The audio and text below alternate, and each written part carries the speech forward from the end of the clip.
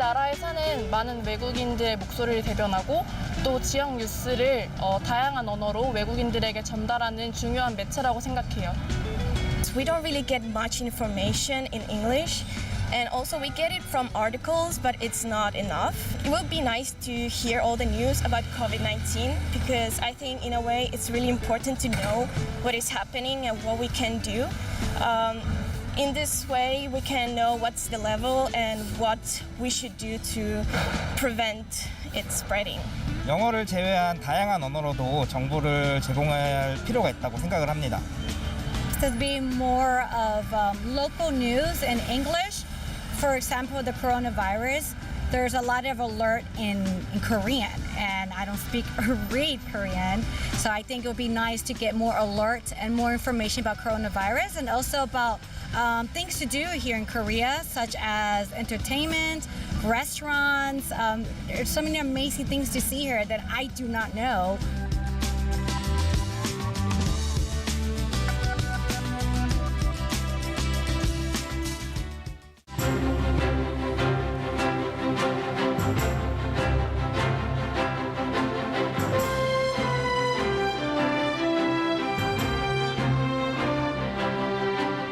안녕하십니까. 한국언론학회 특별토론회 지역공영미디어 외국어 방송을 말하다 사회를 맡은 정준입니다. 전 세계적인 코로나19 팬데믹으로 인해서 최근 방송 미디어 시장 더욱더 큰 변화를 경험하고 있는데요. 특히 이전까지 경험하지 못했던 사회적 재난 상황에 대처하기 위한 미디어 역할 더욱 중요해졌죠. 하지만 국내 거주 외국인들에게도 동일한 수준의 재난정보와 생활수칙 등이 전달되고 있는가 질문하지 않을 수 없는데요. 국내 방송 현실에서는 아직까지 많은 어려움이 남아 있습니다. 이에 한국언론학회와 외국어방송사 협의회가 공동 주최하는 한국언론학회 특별토론회 지역공영미디어 외국어 방송을 말하다에서는 국내 거주 외국인을 대상으로 하는 외국어 방송사의 공적 책무에 대해서 실천적인 정책 방안을 논의하는 자리 마련했습니다. 자, 그러면 오늘 토론에 참석하신 분들 소개해 드릴 텐데요. 두 분의 발제자 먼저 소개해 드리겠습니다. 먼저 김동원 전국언론노동조합 정책전문위원 함께해 주셨습니다. 예, 안녕하십니까. 자, 그리고 홍원식 동덕여자대학교 교양대학 교수 참석해 주셨습니다. 예, 반갑습니다. 그리고 토론자 5분 소개해 드릴 텐데요. 먼저 김태식 체코국립대학 마사릭대학교 미디어스터디스 교수 참석해 주셨습니다. 반갑습니다. 자, 그리고 신미경 부산영어방송재단 편성제작팀 국장 함께해 주셨습니다. 안녕하세요. 정미정 언론인권센터 정책위원 참석해 주셨습니다. 안녕하세요. 하남석 서울시립대학교 중국어 문화학과 교수 참석해 주셨습니다. 예, 안녕하세요. 자, 마지막으로 황소현 방송통신위원회 방송정책과 사무관 함께해 주셨습니다. 안녕하세요. 오늘 토론회는 일반적인 학술 정책 토론회하고도 좀 다르고요. 또한 또 일반적인 시사 토론회하고도 좀 달라서 한 그 중간쯤 어딘가 자리하고 있을 겁니다. 그래서 발제자께서 특정 주제나 이슈에 관해서 먼저 간략한 그런 의견을 주시고 그에 관련돼서 연관된 이제 지정 토론자께서 함께 토론을 하시면서 좀 더 자유롭고 활발한 토론을 이어가는 그런 방식으로 가도록 하겠습니다. 자, 한국언론학회 특별토론회 지역공영미디어 외국어 방송을 말하다 이 시간을 통해서 우리가 고민해 갈 것은 무엇인지 이른바 문제 설정이라고 할 수 있는 것 또는 두 분 발제자의 기본 취지라고 할 수 있는 것 이야기를 들어보도록 할 텐데요. 먼저 김동원 전국언론노동조합 정책전문위원께서 간단히 한 말씀 부탁하겠습니다. 예, 김동원입니다. 아까 사회자님이 소개하셨던 것처럼 팬데믹 상황이라고 하는 것이 자칫 자국 중심주의, 그러니까 우리나라가 괜찮다 또는 전 나라는 위기에 처해 있다라고 하는 그런 폐쇄성을 가지기가 쉬운 시기입니다. 이런 시기에 외국어 방송이라는 것이 무슨 역할을 해야 될까를 고민해 보면은 단순히 어떤 한 국가의 정체성을 고집한다거나 우리나라가 저 나라보다 방역이 더 낫다라고 하는 식의 자칫 동일성의 그런 덫에 갇히기가 쉬운 때가 바로 지금입니다. 오늘 좀 드리고 싶었던 얘기는 자, 외국어 방송, 특히 공영 외국어 방송이라고 얘기했을 때 이 방송은 단지 어떠한 정보를 전달한다거나 시사와 재난 상황들을 전달하는 것이 아니라 우리와 다른 국적의 또는 다른 시민들과 어떻게 대화를 하는가에 대한 그러한 논의를 좀 해보려고 합니다. 이따가 말씀을 드리겠지만 한국이라는 나라는 또 독특합니다. 서울이 다르고 또 지방이 다릅니다. 이 지역이라는 곳에서는 어떻게 보면은 외국인들과 또는 내국인 또는 외국인들 사이에서도 다양한 층위의 외국인들이 서로 중첩되어 겹쳐 있는 곳이 바로 우리의 공간입니다. 이렇게 중첩되어 있는 공간들 속에서 우리가 어떤 식으로 그들에게 말을 걸어야 되고 또는 그 시민들이 저희한테 무슨 말을 하고 싶어 하는가 그리고 그런 양방향의 대화로서의 방송이 지금 우리는 가능한가라고 하는 그런 문제를 좀 물어보고 싶고요. 그런 점에서 우리가 좀 그동안 많이 생각해왔던 어떤 한국인이라는 정체성 또는 아시아라는 정체성 그런 것들을 좀 넘어서 우리 안에 있는 같으나 또 다른 시민들과 어떻게 이야기를 해야 되는지에 대한 그런 이야기들로 시작을 해서 그것들이 어떻게 방송에 반영이 되고 미디어라는 곳에서 어떻게 공론장으로 만들어질 수 있는지에 대한 그러한 이야기들이 좀 나왔으면 합니다. 무척 추상적인 얘기겠지만 실제로 이러한 이야기들이 방송 정책과 또는 지금 이 방송에 나가고 있는 그 TBS라든가 또는 부산, 광주와 같은 외국어 방송의 역할과 편성 또는 그 실천에 큰 도움이 됐으면 하는 바람이 있습니다. 네, 감사합니다. 예. 김동원 박사님 같은 경우에는 우리가 이제 방송이라고 하는 게 일반적으로 한 나라를 구성해서 이제 국민을 형성하는 그런 특징을 가지고 있는데 그러다 보니까 지나치게 동일한 게 강조되는 경향이 있죠. 우리 안에 존재하게 된 다양한 외국인들과 내국인이 어떻게 쌍방적인 대화를 나눌 수 있는가라는 측면에 아마 집중해서 얘기를 해주실 것 같습니다. 자, 다음은 홍원식 동덕여자대학교 교양대학 교수님 기본 취지 좀 말씀 부탁드리겠습니다.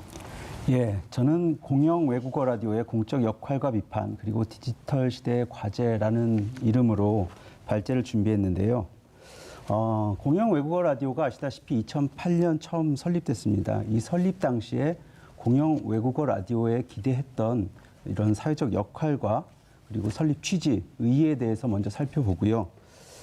이에 대한 상당한 비판이 있었던 것도 사실입니다. 그런 비판이라는 측면에서 그동안 과연 공영 외국어 라디오가 크게 한 세 가지 지점이 될 것 같은데요. 첫 번째는 공공외교의 측면에서 과연 그 기대에 맞는 역할을 수행하였는가. 두 번째는 이제 이주민 공론장이라는 측면에서 이주민의 정체성을 유지하고 그리고 어떻게 지역사회와 연결하는 그런 역할을 수행하였는가. 그리고 세 번째로는 이제 TBS가 갖고 있는 이제 독립성이라는 부분에서도 상당한 의문이 있었던 것이 사실입니다. 이 세 가지 측면에서 공영 외국어 라디오의 역할에 대해서 한번 그동안 있었던 비판점을 좀 살펴보려고 하고요. 그리고 이제 앞으로 과제로는 디지털 시대가 이제 다가와서 우리 사회는 급격하게 이제 다매체, 다채널 상황으로 전환하고 있습니다. 이제 과거와 같은 이제 지상파 라디오가 독점하던 시대가 아니기 때문에 지상파 라디오에게 부여되는 역할은 과연 그렇다면 디지털 미디어들과 어떻게 차별화돼야 되는가? 이걸 특히 이제 외국인 거주민들을 대상으로 하는 공영 라디오에게는 이러한 역할이 어떻게 차별적으로 부여되는가 하는 측면을 좀 이 디지털 환경에 맞게 생각해보는 방식으로 결론을 내보려고 합니다. 예, 홍원식 교수님 경우에는 이제 외국어 라디오 측면에 좀 더 초점을 맞춰 주시는 것 같은데요. 뭐 서울 TBS 같은 경우에는 영화 FM 같은 게 이제 그런 사례가 되겠죠. 이게 이제 기존에 좀 여러 가지 세 가지 한 기준 측면에서 비판을 많이 받아왔는데 디지털 미디어 환경에서 이제 지상파 라디오가 그와 같은 공영적 라디오 채널로서 외국인들을 또는 거주민들에게, 그러니까 이주해온 외국인 거주민들에게 어떤 정보들을 또 제공해 줘야 될 것인가라는 그런 역할까지 집중적으로 좀 논의해 주실 것 같습니다. 자, 두 분이 이제 준비해 주신 기본적인 이제 발제 내용들이 어떠할지 간략히 들어봤고요. 한국언론학회 특별토론회 지역공영 미디어 외국 방송을 말하다. 그러면 첫 번째 이슈는 지역적 특성에 관련된 겁니다. 일단 그 서울 TBS이기 때문에 이제 서울 수도권의 문제 아마 집중을 해주시겠지만 아까도 이제 김동원 박사님께서 말씀해 주신 좀 중첩된 어떤 공간으로서의 특징 같은 것을 아마 언급해 주시지 않을까 하는데요. 그리고 거기에 관련된 또 문화정책이라든가 이런 것들이 어떻게 연결되어 왔는가에 대해서 김동원 위원께서 첫 번째 이슈에 대한 간략한 발제 해주시겠습니다. 예, 서울 그리고 수도권의 공간적 특성과 그 외국인들의 구성에 대해서 이야기를 좀 해보려고 합니다. 제일 먼저 저희들이 주목해야 될 것은 단순히 서울과 수도권이라고 하는 그런 지도의 모습을 보면 안 될 것 같습니다. 경기도라는 경계, 서울이라고 하는 시내만 놓고 보게 된다면 단지 지도만이 보일 뿐이고 그 안에 어떤 사람들이 있는지는 보이지가 않습니다. 마찬가지로 통계를 보더라도 어떠한 사람들이 살고 있는지는 저희는 숫자로만 접하게 됩니다. 숫자가 아니라 실제로 그 현장에 가서 그분들과 같이 이야기를 하고 대화를 할 때 더 많은 배경과 더 많은 이야기들을 찾을 수 있을 것 같은데요. 그래서 제가 봤을 때는 자, 서울이라고 하는 곳은 특히나 일종의 이중도시의 성격을 갖고 있다고 봅니다. 통계로도 알 수 있는 것이지만 실제로 수도권 또는 아니 정확히 얘기해서 서울에서 영어를 가지고서 이야기하는 영어를 사용하는 외국인 수는 그다지 많지가 않습니다. 상대적으로 보게 된다면 도리어 약 27만에 달하는 그 서울 거주 외국인들 중에서는 중국어 또는 베트남, 몽골, 우즈벡과 같은 다양한 범아시아 계열의 외국인들이 많이 거주를 하고 있습니다. 한 가지 특이한 점은 영어권을 사용하는 외국인들 같은 경우에는 전문직이나 또는 그 회화 강사와 같은 그런 숙련된 업종에 종사하거나 거주하는 그런 구성이 많이 있고요. 중국 동포, 중국인, 베트남, 필리핀 국적을 가진 분들께서는 주로 영주라든가 결혼 이민 또는 단순 업무 그리고 비숙련직에 종사하는 그런 비율이 굉장히 높다는 겁니다. 어떻게 본다 그러면은 아시아와 또는 영어권이라고 하는 글로벌에서의 그 위계관계 또는 그 숙련도의 차이가 서울이라는 공간에서도 동일하게 반영되고 있다고 볼 수 있습니다. 한편 또 TBS가 권역으로 커버를 하고 있는 경기도 또 수도권까지 나가게 된다면 이쪽은 또 달라집니다.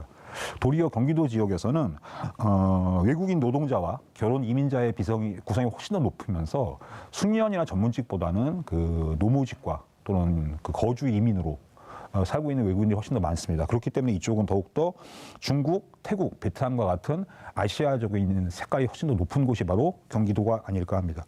자, 이렇게 본다면 저희 한국이라는 또는 좀 더 좁혀서 서울과 수도권이라고 하는 곳에서는 그 중국, 태국, 베트남, 우즈벡과 같은 아시아권 국가들의 민족과 사람들이 서로 교차하면서 윤곽로처럼 서로 융합되어 있는 바로 그러한 지역이라고 볼 수 있고요.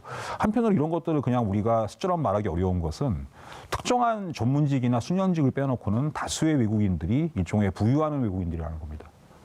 외국인 유학생부터 비롯해서 또는 그 기업 활동을 위해서 온 외국인들도 그렇고 쉽게 얘기하면은 좀 한 곳에 오래 머물리지 않고 특정한 목적과 기간을 가지고서 이렇게 한국을 관통하는 그러한 외국인들이 많이 있는 곳이고요.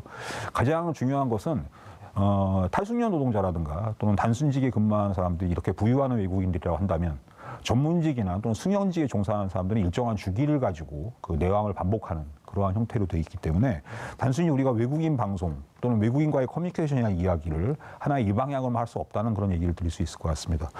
이런 특징을 감안할 때 어떻게 본다면은 그 저희들이 좀 지난 시기를 돌아보면은 그 중국과의 FTA 문제라든가 또 하나는 작년 초까지 있었던 그 일본 방문을 반대한다든가 또는 노 일본과 같은 그러한 국민적인 어떤 행동들 좀 더 거슬러 올라간다 그러면은 예멘 난민에 대한 초창기의 선입견들 그리고 또 최근 들어서는 한국이라는 나라의 K 방역이라는 그런 정체성이 뚜렷해지면서 다른 나라들을 갖다가 비교하려고 하는 그러한 동일성의 아이덴티티를 분명히 가지고 있는 것이 사실입니다.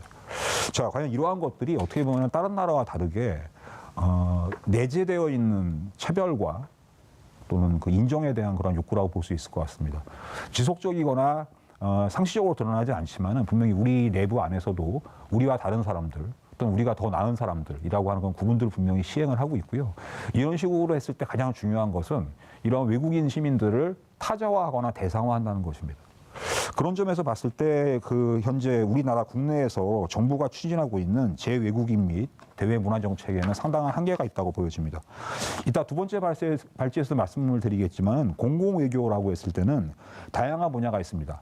문화, 지식 또는 정책 공공외교 등과 같이 분야를 나누어서 많은 활동을 하고 있는데 이러한 공공외교라는 것이 어떠한 타겟 오디언스, 다시 말해서 어떠한 외국인과 어떻게 다른 외국인을 대상으로 해서 이야기할 것인가 보다 어떻게 하면 한국을 홍보할 수 있을까, 우리 한국의 변화의 모습을 알릴 수 있을까라고 하는 그러한 일방적인 얘기들을 더 많이 하는 그러한 외교가 아닌가라고 하는 그 한계들을 좀 생각을 했고요.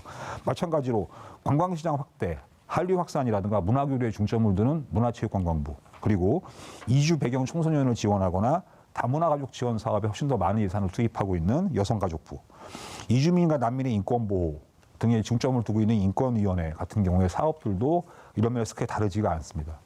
이런 점에서 본다면은 문화 외교의 문제든 또는 공공 외교의 문제든 간에 이런 식의 이걸 커뮤니케이션을 본다면 자꾸만 어떠한 동일성들을 갖다가 요구하는 거죠.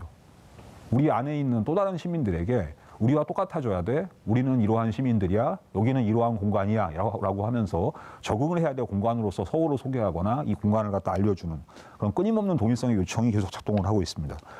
이 동일성 요청 중에서는 만약 다른 점이 있다고 한다면은 국가인권위원회라든가 또는 문화체육부처럼 다문화가정 또는 노동인권과 같이 그러한 사람들을 사회적 약자로서 대상화시키고 어떠한 한국의 예산과 자원을 갖다가 이렇게 베풀어야 되는 그런 시혜의 대상으로 보는 것은 아닌가. 이런 점에서 대상화라는 한계가 있고요. 그리고 이 두 가지의 작동을 하게 되면 결국은 이렇게 됩니다. 어떤 영어권의 외국인들이든 누구든 간에 자꾸만 그 외국인들과 뭔가 대화를 해서 당신과 우리는 같은 사람들이야. 공통점이 이런 것이지. 우리는 똑같이 BTS를 좋아해. 우리는 똑같이 이러한 한자 문화를 공유하고 있어라는 동일성을 찾으려고 하는 커뮤니케이션만이 작동하게 됩니다. 대외 의료의 문제든 또는 외국어 방송의 문제든 간에 이러한 방식의 동일성을 갖다가 자꾸 알리려고 하는 것들 또는 그 타자의 조건들을 따지려고 하는 것들이 어떻게 보면 지금 우리가 먼저 물어봐야 될 공영 미디어로서의 또는 공영 외국어 방송으로서의 한계에 대한 진단의 시작이 아니어야겠는가라고 하는 그런 말씀을 드리고 싶습니다. 네, 첫 번째 발제는 여기까지 하겠습니다.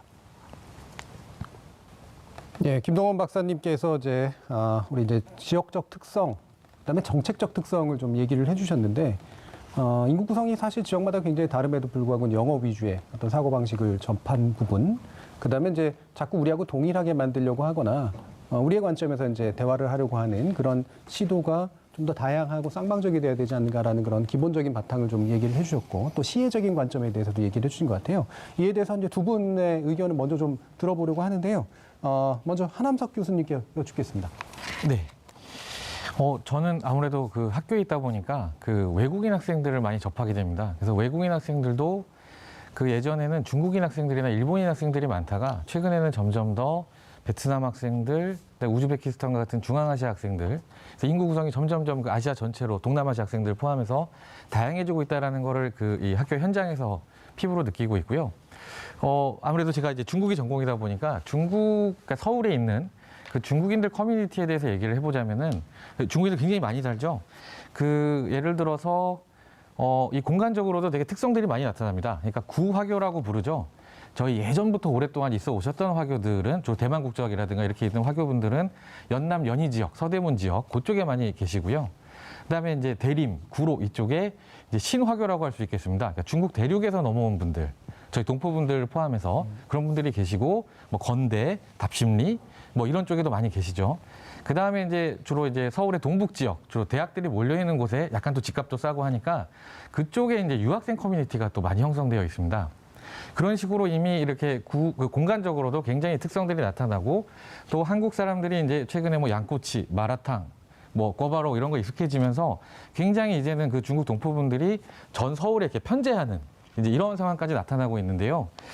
그런데 과연 이제 저희의 뭐 이런 행정이나 이런 쪽에서 이런 분들에게 맞는 어떤 특성화된 여러 가지 정책들을 이렇게 지금 수립하고 시행하고 있는지에 대해서는 조금 이제 아쉬움이 있습니다.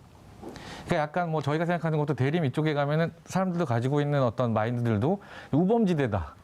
그래서 뭔가 이렇게 행정적이고 경찰적인 어떤 이런 쪽으로 접근을 많이 하게 되고요. 실제 유학생들도 되게 섭섭해하는 것이 당장 이렇게 이 골목이 있는 이 강북의 이제 동북 지역에서도 만나는 게 당장 중국어 방송으로 전봇대나 이렇게 지나갈 때마다 쓰레기를 함부로 버리지 마세요라는 그 중국어 방송이 나온다라는 거죠. 그리고 이제 그 한국 시민들이나 이런 분들이 대할 때도 굉장히 우리보다 못 사는 사람들 혹은 do you know 이 정도의 얘기들입니다. 뭐 BTS 아니 뭐 이런 게 중국에도 있니 이렇게 되는데 이미 굉장히 많이 발전한 나라지 않습니까? 그래서 거기에 걸맞는 어떤 이제 쌍방향의 소통이 이루어져야 되는데 행정이나 또 그 시민들이 대하는 어떤 이런 태도들에는 조금 저희가 아쉬움이 있지 않은가 이제 그런 생각을 가지고 있습니다. 예, 우리가 이제 주로 또 서울 지역에서는 많이 접하는 이제 중국인 커뮤니티도 굉장히 다층적이다 이제 이런 말씀이신데 기본적인 기조는 아마 동일한 말씀이신 것 같아요. 그럼 정미정 박사님은 어떻게 생각하세요? 네, 저도 발제자께서 말씀하신 전반적인 상황 평가에 대한 부분은 동의를 합니다. 그리고 이제 추가로 좀 말씀을 드리고 싶은 것은 말씀하신 대로 서울이라는 지역이 가진 어떤 특수성, 그다음에 수도권 지역에 가지는 또 특수성이 있습니다. 근데 이게 단순히 우리나라만의 문제는 아닌 것 같습니다. 그러니까 전 세계적으로 국제사회의 어떤 대단히 큰 도시들에서 서울에서 우리가 겪고 있는 어떤 많은 어려움들이 동일하게 많이 나타나고 있는 부분들을 알 수 있고요. 그다음에 전 세계적으로 덮친 이 코로나라는 어떤 재난 상황이 가져오게 되는 부정적인 어떤 효과, 그러니까 우리나라에서도 많이 나타났지만 주류 미디어를 중심으로 해서 그 이민자, 외국인들에 대한 어떤 혐오나 증오를 더 강화시키는 방향의 어떤 보도들, 어떤 그런 내용들이 더 확산이 되고 있는 상황입니다. 그래서 저는 우리의 특성도 있지만 전 세계적인 어떤 공통된 특성도 분명히 있다. 그리고 이렇게 이방인들에 대한 혐오와 증오가 확산되고 있는 상황이기 때문에 더더욱 지금 이 외국어 방송이 공영 미디어 영역에서는 좀 더 주되게 고민되어야 될 필요가 있다라는 생각을 하고 있습니다. 2008년 당시 우리나라에서 처음 이 외국어 방송을 시작하던 때에 비해서 외국인은 지금 굉장히 많이 증가했고 또 상황은 더 안 좋아졌습니다. 그러니까 이민자들에 대한 대중들의 어떤 시선도 많이 안 좋아졌고 경제적인 상황이 또 안 좋아지면서 어떤 경쟁 상대로서 또 외국인을 보는 이런 부분도 있었죠. 특히 이제 난민에 대해서는 굉장히 어떤 혐오적인 인식이 확산되고 있는 그런 상황이기도 합니다. 그런데 아까 발제자께서도 말씀하셨지만 우리나라에서 지금 시행하고 있는 외국인에 대한 정책이라는 것은 지나치게 좀 파편적입니다. 그러니까 각각이 가지고 있는 한계도 있지만 어떤 통합적인 틀 내에서 어떠한 시각을 가지고 방향성을 가지고 정책을 펴는지가 전혀 모아지지 않을 정도로 굉장히 파편화되어 있다라는 부분을 저는 먼저 지적하고 싶고요. 단지 미디어 정책에 있어서의 부분이라기보다는 국가 정책에 있어서 이 외국인에 대한 어떠한 정책을 펼 것인가에 대한 부분서부터 좀 고민을 해야 되는 시점이 아닌가라는 생각을 해봤습니다. 예. 뭐 기본 기조는 동의를 하세요. 그러면 여기서 이제 다시 이제 발제자께 짧게 1분 정도만 답변을 요청드릴까 하는데 뭐 기본 이제 말씀하신 거에 대한 답을 하시면서 사실 이렇게 맞춤형이 되고 뭔가 다양해지면 되게 좋은 건 사실이지만 그게 행정 역량이 그걸 뒷받침해 줄 수 있는가라는 근본적인 좀 질문 같은 게 없지는 않거든요. 어떻습니까? 행정 역량이라고 얘기했을 때는 사실 이 부분에 대해서는 지자체, 특히 광역단체에서의 상당한 자율성이 필요하다고 봅니다. 그러니까 중앙정부가 이런 외국인 정책에 대해 가지고 핸들링 한다는 것은 어려운 문제고요. 그만큼의 서울시와 같이 일정 정도의 예산을 가진 지자체가 어떠한 식의 정확한 정책 목표를 세워야 되는 거죠. 예를 들면 지금 코로나와 같은 상황이라고 한다면은 방송의 이야기를 먼저 하기 전에, 홍보를 하기 전에 외국인 시민들이 갖고 있는 주거의 문제, 또는 의료의 문제, 그리고 또는 교육의 문제 같은 것들에서는 어떠한 차별이라든가 또는 그들이 다시 말해서 외국인의 시선으로 봤을 때 아파트가 많은 건 정말 놀랄 겁니다. 외국의 시선으로 봤을 때 이렇게 사교육이 많은 것도 놀랄 거죠. 그러니까 그런 타자의 시선으로 주거와 교육과 또는 교육의 의료의 문제 같은 것들을 볼 수 있는 그러한, 그래서 이 세 가지 중에 하나라도 정책 방향을 잡고 서울시와 같은 지자체가 타겟팅을 해가지고 정책 방향을 끌어간다면 거기에 같이 협력을 할 수 있는 그런 단체들이나 그런 미디어들이 같이 활동할 수 있지 않을까 좀 그런 생각을 해봅니다. 다양성이라고 하는 건 이제 지역에 상당한 어떤 권한을 줘야지만 가능한 그런 측면으로 이야기를 해주셨네요. 아마 뒤에서 좀 더 정책 관련 이야기할 때 얘기 나눌 수 있지 않을까 싶고요. 자, 두 번째 이슈는 이 공영 외국어 라디오 채널. 이제 그 중에 이제 특히나 서울시나 아니면 기타 지역에서 행하고 있는 그런 채널들이 어떤 목적으로 왜 설립됐는가라는 거에 대해서 일단 확인해 보는 과정들이 좀 필요할 것 같아요. 이 부분에 대해서는 홍원식 교수께서 발제를 해주시겠습니다. 예. 저는 두 번째 발제로 공영 외국어 라디오의 설립 취지에 대해서 먼저 좀 알아보도록 하겠습니다. 아시는 바와 같이 저희 공영 외국어 라디오는 2008년 방통위가 국내 거주 외국인의 정착과 생활에 도움을 주기 위한 목적이라는 큰 어떤 목적 하에 광역시 자치정부를 사업의 주체로 선정하면서 설립이 되기 시작했습니다. 그래서 2008년 12월 TBS EFM이 먼저 개국을 했고요. 2009년 2월 부산 EFM이 이어서 개국을 하고 2009년 4월 광주 영어방송 GFM이 개국을 해서 지금 운영되고 있습니다. 당시에 방통위의 연차 보고서에서 나와 있는 그 설립 취지를 제가 한번 확인해 보겠습니다. 나와 있는 바를 그대로 한번 읽어볼 텐데요. 고품격 영어 FM 방송 서비스를 통해 외국인의 정보 요구 충족 및 생활 여건을 개선하고 세계 10위권의 경제 규모에 걸맞은 인프라를 구축 및 투자 유치를 활성화하겠다 하는 목적이 먼저 나와 있고요. 다음 국내 거주 외국인의 다양한 정보 수요를 충족시키고 우리나라에 대한 국제사회의 이해를 증진시키기 위한 목적이라고 또 부연 설명되어 있습니다. 이는 크게 보면은 두 가지의 설립 목적을 갖고 있다고 저희가 정리해 볼 수 있겠습니다. 그 첫 번째는 이제 공공 외교의 목적인데요. 국제사회의 이해 및 투자 유치를 활성화하겠다는 그 제하에 나와 있듯이 일종의 외교의 한 축으로서 이 우리 외국어 라디오 방송이 기능하겠다는 목적을 갖고 있었고요. 그리고 외국인 대상의 정보 요구 충족 및 생활 여건을 개선하겠다는 이 제하에 나와 있듯이 일종의 이주민들의 우리 국내에서의 생활을 돕기 위한 그리고 국내 생활 정착을 보다 안전하게 그리고 안정화하여 진행할 수 있도록 돕기 위한 일종의 이주민 공론장의 가능성을 열어둔 것이라고 생각을 합니다. 이 두 가지 측면을 좀 각각 좀 더 자세히 알아보려고 한번 알아보겠습니다.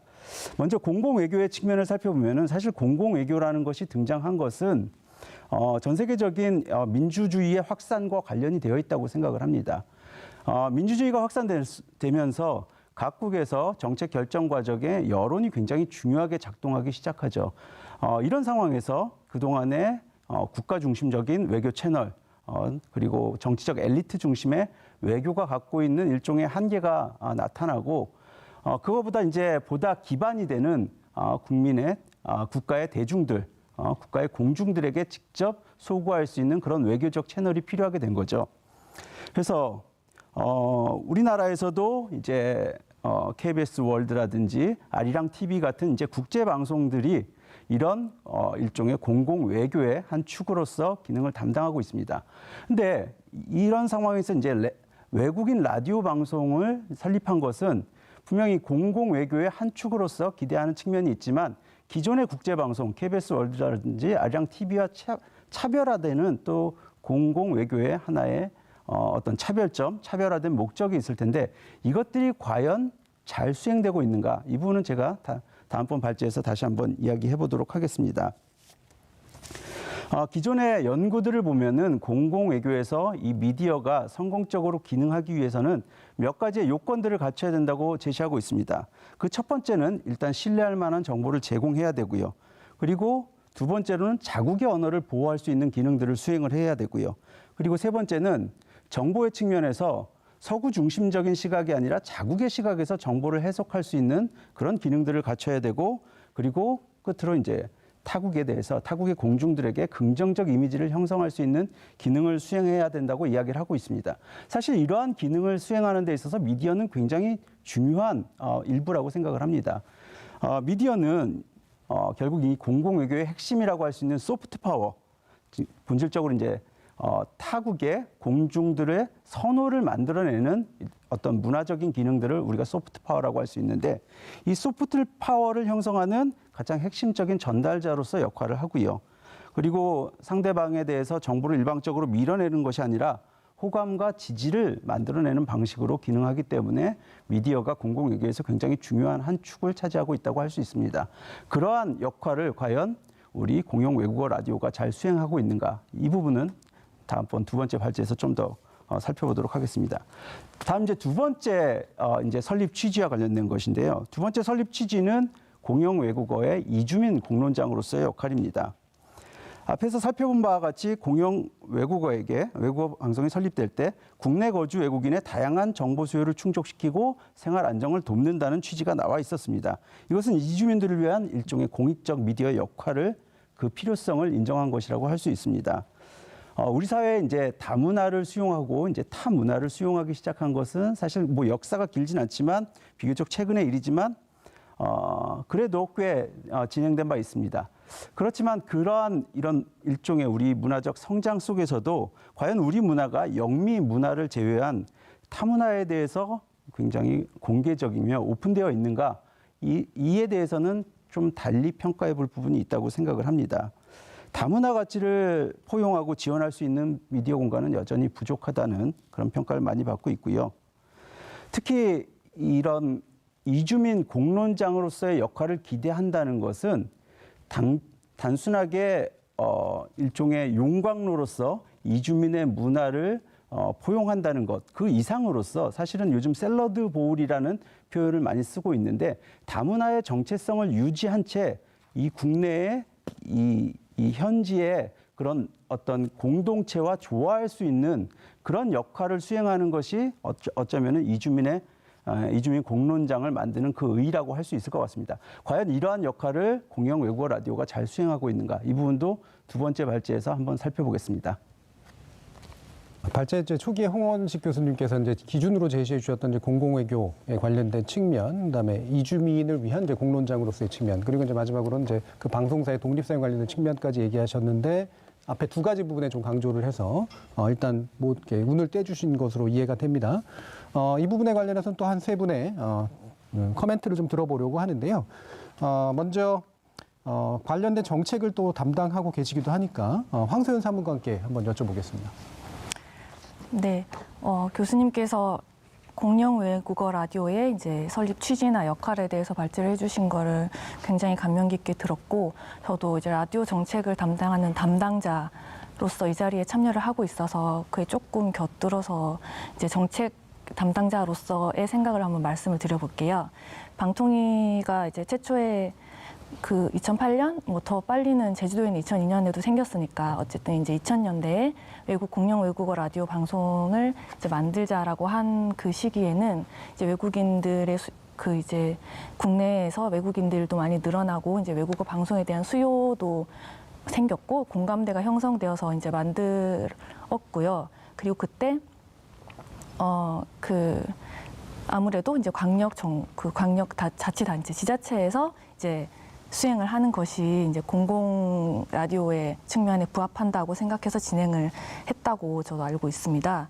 그래서 사실 이제 진행을 하고 나서 그 후에 어떻게 과연 잘 수행하느냐가 이제 저희로서도 이제 굉장히 관심이 가고 잘 관리되느냐, 역할을 제대로 하고 있느냐를 잘 보고 그 미진한 점이 있으면 저희도 이제 최선을 다해서 이제 바른 방향으로 가도록 고민을 해야 되는데, 어쨌든 라디오, 지상파 라디오 자체의 역할과 또 이제 국내 거주 외국인을 대상으로 하는 라디오의 역할, 이 두 토끼를 동시에 잡아야 된다는 생각을 저희도 계속 하고 있었고, 그래서 그 외국어 라디오가 말씀하신 대로 크게 두 가지 측면을 가져가려고 노력을 했던 것 같아요. 그래서 기본적으로 외국인 대상으로 이제 정말 국내에 여러 가지 정보를 제공을 하는 건 당연하고, 또 이제 외국에 나와서의 어떤 그런 외로움을 좀 해소할 수 있는 정서적인 안정도 제공을 했던 것 같고, 거기에 더해서 이제 정말 타자화가 아닌 그 내부에서 이해하고 소통할 수 있게 할 수 있도록 많이 노력을 했다고 생각을 하는데, 아무래도 그럼에도 불구하고 이제 많은 분들이 말씀해 주셨던 것처럼 우리나라 그 특성상 이제 영미 중심적인 그런 외국인들을 바라보는 이런 거나 그런 것 때문에 조금씩 한계가 보였었던 것 같고, 그럼에도 불구하고 이제 사실 이제 현장에서 이제 그거를 수행하시는 분들이 많이 얘기를 해 주셨어요. 이런 게 문제가 있고 좀 다양화될 필요가 있고, 그래서 이제 정부도 이제 귀를 열고 여러 가지 개선을 해나가려고 노력을 했던 것 같아요. 그래서 처음에는 영어만 방송을 해야 됐던 거에서 나중에 이제 플러스 다른 외국어도 방송을 할 수 있게 하는 등 여러 가지 노력을 했다고 생각합니다. 이제 그럼에도 불구하고 현재 과연 이 공영 라디오가 지금의 환경에서 지금의 이런 이제 거대 재난이 발생한다거나 아니면 미디어 환경이 너무나 급속하게 바뀌는 이런 상황에서 지상파 라디오로서 공영 외국어 라디오로서 역할은 어떻게 되어야 어떤 방향으로 나아가야 되는지와 지금 현재 한계는 무엇인지에 대해서는 정말 확실히 한계가 보이는 것 같고, 어떤 방향으로 나가는 것이 맞는 것인지에 대한 고민이 많이 필요한 것 같아서 그런 것에 대해서는 정책 쪽에서도 굉장히 고민을 하고 있고, 또 이제 그 학계나 현장의 이야기를 잘 들으려고 노력을 하고 있고, 이제 다음에 그런 한계나 역할 같은 걸 짚어주실 때 저도 이제 많은 검토를 하고 고민해야 될 것 같아요. 네. 원래 이제 이런 관련 정책 토론회 같은 거 하면 담당자께서 보통 맨 나중에 다 모아서 이제 모든 거 때려 맞고 그다음에 이렇게 해보겠습니다라는 말씀을 하게 되는데, 오늘 말씀 기회가 이제 여러분도 주어지기도 하니까요. 편안하게 의견들 주시고 또 들어가시고 이래도 괜찮을 것 같습니다. 자, 그러면 이게 외국의 관점이 될지 한국인의 관점이 될지 잘 모르겠습니다만 김태식 교수님 말씀 한번 들어볼게요. 네, 제가 어쩌다가 지금 한국에 계속 있고 있는데요. 원래는 이제 체코에서 거주하고 있고, 체코에서 학교에서 일을 하고 있고, 또 제가 체코 사용자가 아니다 보니까 외국어 사용자로서 영어 미디어, 영어로 된 미디어에 많은 의존을 하고 있는 사람으로서의 경험이 좀 반영이 될 수 있을 것 같아요. 또 그러다 보니까 제가 이제 미디어를 또 연구하는 사람이다 보니까 한국에 와서도 TBS EFM을 이제 운전할 때나 이럴 때 틀어놓고 좀 듣기도 했고, 또 체코에 있으면서도 몇몇 팟캐스트를 이렇게 서브스크라이브 해가지고 듣고 있기 때문에 어쩌면 또 청취자로서의 그런 의견도 좀 반영이 될 것 같은데 문화 아까 이제 발제자님께서 말씀 주셨던 공공외교의 측면에 대해서는 아마 이따가 좀 더 말씀드릴 수 있는 기회가 있을 것 같고 첫 번째 이제 이주민 공농장으로서 제가 이주민으로 살아가고 있는 입장에서 좀 말씀을 드리면은 아까 발제자님께서 말씀하셨듯이 정보의 한국 그 영어 방송에 있어서 그 정보의 소스와 대상이 극히 영미권 중심으로 돌아가고 있다는 거에 대해서 상당한 좀 문제의식을 느끼고 있습니다. 첫 번째로 예를 들면은 뭐 그냥 이제 라디오 토크쇼 같은 뭐 음악 방송에서조차도 중간중간에 토크할 때 미국의 예를 들면 뭐 미식 축구에 대한 얘기라든가 사실은 그런 것들을 이렇게 관심을 가질 수 있는 외국인들이 상당히 제한적이잖아요. 그럼에도 불구하고 그것들이 가장 중심된 화제로 떠오른다는 건 사실 그 외의 사람들한테는 오히려 굉장히 배타적이고 배제적인 느낌을 줄 가능성이 상당히 많다고 생각을 하고 그리고 실제로 저도 영어 사용자고 체코에서 그렇듯이 영미권 영어 사용자가 아니더라도 이 세상에는 참 많은 영어 사용자들이 있거든요. 사실 그 부분에 대한 좀 포괄적인 접근이 좀 필요하지 않을까라는 생각이 들고요. 두 번째로 이제 소수 언어라고 할 수 있는 것들인데 사실 방송이라는 제한적인 환경 속에서 모든 언어를 담는다는 건 사실은 좀 너무 이상적이고 무리한 요구라고 생각을 하고 그렇지만 이제 저희한테는 디지털 플랫폼이라는 게 새로운 곳으로 있잖아요. 특히 이제 팟캐스트라든가 뭐 유튜브라든가 이런 것들이 많은데 뭐 예를 들면 이제 체코 같은 경우는 이런 게 있는 것 같아요. 그 체코 그 국영 라디오의 영어 방송에서 각 그 이주민 공동체들에서 나오는 정보들을 이렇게 규합해가지고 그거를 다시 영어로 번역해서 보내주는 그런 것들이 있고 또 이제 소수 언어별로 따로 웹페이지를 만들어가지고 정보를 좀 제공하는 사례들이 있는데 이러한 좀 디지털 플랫폼을 좀 다양하게 활용함으로써 좀 전체적인 이주민들의 공론장을 좀 만들어 나가는 노력들이 필요하지 않을까라고 생각을 합니다. 네. 실제로 저도 이제 영어 FM 같은 거 이렇게 들어보면 잘 모르는 그러니까 약간 영어 강사들의 계모임인가 뭐 이런 식의 이제 생각 같은 게 드는 약간 고향 느낌 나게 만들어주는 그분들한테는 이제 그 이상이 좀 되기가 어렵지 않은가라는 그런 생각이 좀 들긴 했었습니다. 대신 이제 아마 이따가도 얘기가 되겠습니다만 이게 이제 모든 것들에 다 타겟을 맞추기는 어렵기 때문에 저도 외국 생활 경험을 했는데 이게 그 나라에 사는 외국인으로서 생기는 공통점 뭐 이런 부분도 이제 상당히 중요한 어떤 오디언스들을 만들어내는 좀 이렇게 재료가 되지 않을까 싶은 생각도 좀 있긴 있어요. 관련해서 또 현장에서 외국어 방송 운영하시잖아요. 신민경 국장님 어떤 경험들 얘기해 주실 수 있을까요? 지금 앞에 발제자분들이나 토론자분들이 이제 영어 미디어에 대해서 영어 라디오 방송에 대해서 아쉬운 점들을 말씀하실 때마다 사실은 그게 아니고요. 저희가요 뭐 이런 어떤 반대 의견을 너무 얘기하고 싶었지만 오늘은 일단은 먼저는 설립 취지에 의의에 대해서 발제자님이 말씀을 해주셨고 거기에 관계돼서 이제 몇 가지만 먼저 덧붙이도록 하겠습니다. 그 코로나19 이후로 재난 문자가 우리 모바일 폰을 통해서 이렇게 많이 날라오는데요.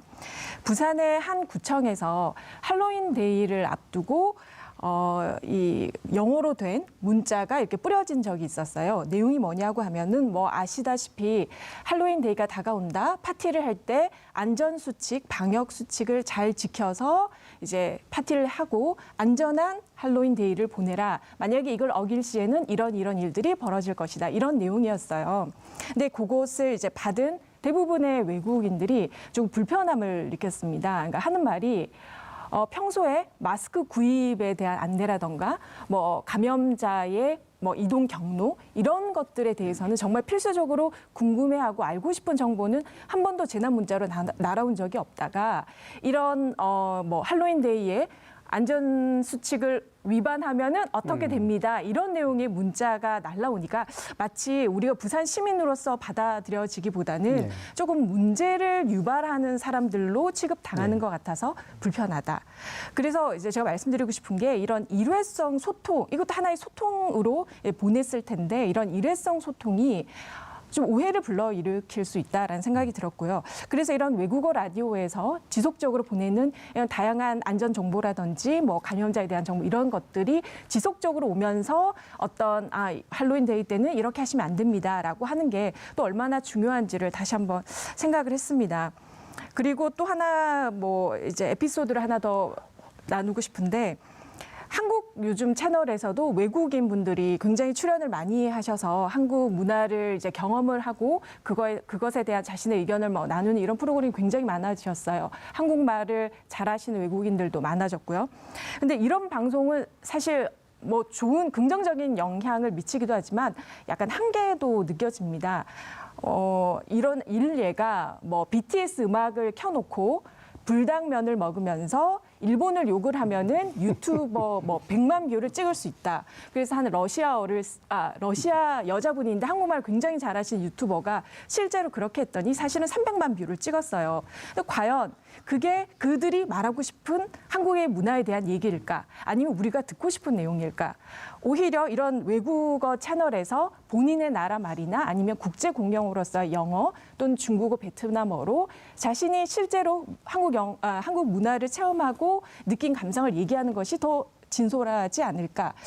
뭐 이런 생각을 한번 해봤습니다. 그리고 설립 취지에 뭐 아까 재난에 관한 얘기들도 많이 나왔는데 뭐 나중에 조금 더 긴 얘기를 드리겠지만 저희가 뭐 9월에 마이삭 하이센 같은 태풍이 부산에 큰 피해를 입혔고요. 또 코로나19로 뭐 다양한 재난에 대한 상황들이 벌어졌을 때 얼마나 저희가 많은 이제 베트남어, 중국어 그리고 영어로 많은 정보를 드렸거든요.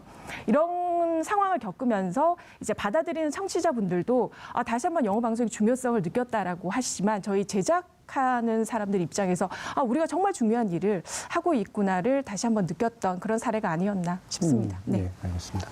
현장에 계시면서 하고 싶은 말씀도 되게 많았던 것 같은데 네. 취지에 관련해서만 얘기해야 되니까 약간 답답한 측면도 있으셨던 것 같아요. 근데 재미난 경험들 잘 얘기해 주셨고요. 관련해서 원래 이제 김동은 박사님이나 이제 홍원식 교수님 의견도 한번 들으면서 가려고 했는데 생각해 보니까 이게 결국은 이제 뭐 취지다 뭐다 이렇게 깔아도 목적과 한계에 관련된 측면하고 연결이 되는 것 같아요. 목적대로 가느냐, 그다음에 뭐가 필요하냐, 비판할 지점들 이런 것들이 일단 좀 많이 쏟아지고 있기 때문에 관련해 두 분의 발제자 말씀, 선생님 말씀을 그 안에서 발제 속에 섞어서 좀 들어도 괜찮지 않을까 싶거든요. 바로 홍원식 교수님께 부탁을 드려볼까요? 예, 두 번째 발제에서는 이 공영 외국어 라디오에 대해서 그간에 있었던 비판을 좀 알아보도록 하겠습니다. 그게 한 세 가지 지점이 될 것 같은데요. 첫 번째는 이제 공공 외교라는 측면에서 과연 그 역할을 잘 수행하고 있는가에 대한 이야기입니다. 흔히 이 부분에 있어서 외국어 라디오가 비판을 받고 있었던 것은 우리 외국어 라디오조차도 일종의 서구가 갖고 있는 오리엔탈리즘을 반복하고 있다는 그런 비판들이 있었습니다. 특히 이제 초기 같은 경우에 지금 앞부분에서 토론자분들도 말씀을 해주셨지만 사실은 초기 우리 외국어 채널은 외국어 채널이라기보다는 영어 채널로서 운영된 바 있습니다. 근데 공영 외국어 미디어가 스스로를 일종의 영어 채널로 인식하고 있는 것은 일종의 우리 사회의 사실 외국인들의 그 거주민들의 비율을 보면은 영어를 쓰는 외국인의 비율보다는 중국어 오히려 아시아계 언어를 쓰는 인구의 비율이 훨씬 더 많이 늘어나고 있습니다. 그럼에도 불구하고 영어 채널로 인식하고 있는 것은 일종의 이런 인종주의적 오리엔탈리즘의 반영이 아닌가 하는 비판들이 있고요. 여기서 이제 김수진의 논문을 한 부분 인용해 보겠습니다.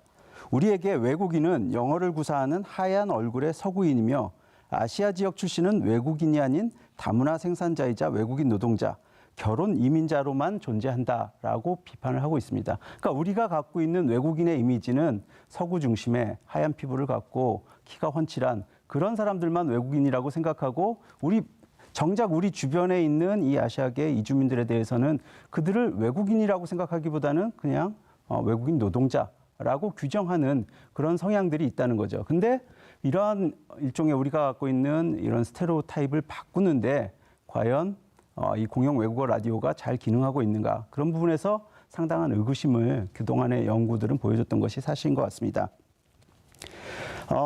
방송 내용에 이런 서구 중심성을 이제 비판하고 있는데 2018년 이후부터 이제 중국어 프로그램이 사실은 TBS EFM 같은 경우에는 주요 시간대에 편성되고 있습니다.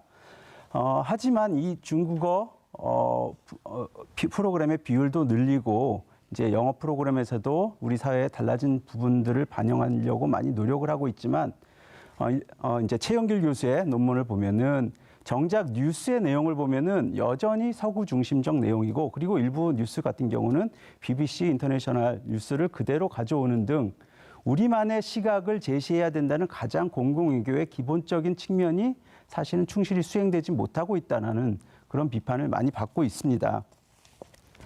물론 이제 여기서 좀 더 공정한 평가를 위해서는 앞부분에서도 토론자께서 말씀하셨지만 우리 공영 외국어 라디오가 많은 노력을 하고 있다는 점도 같이 평가를 해야 될 것 같습니다.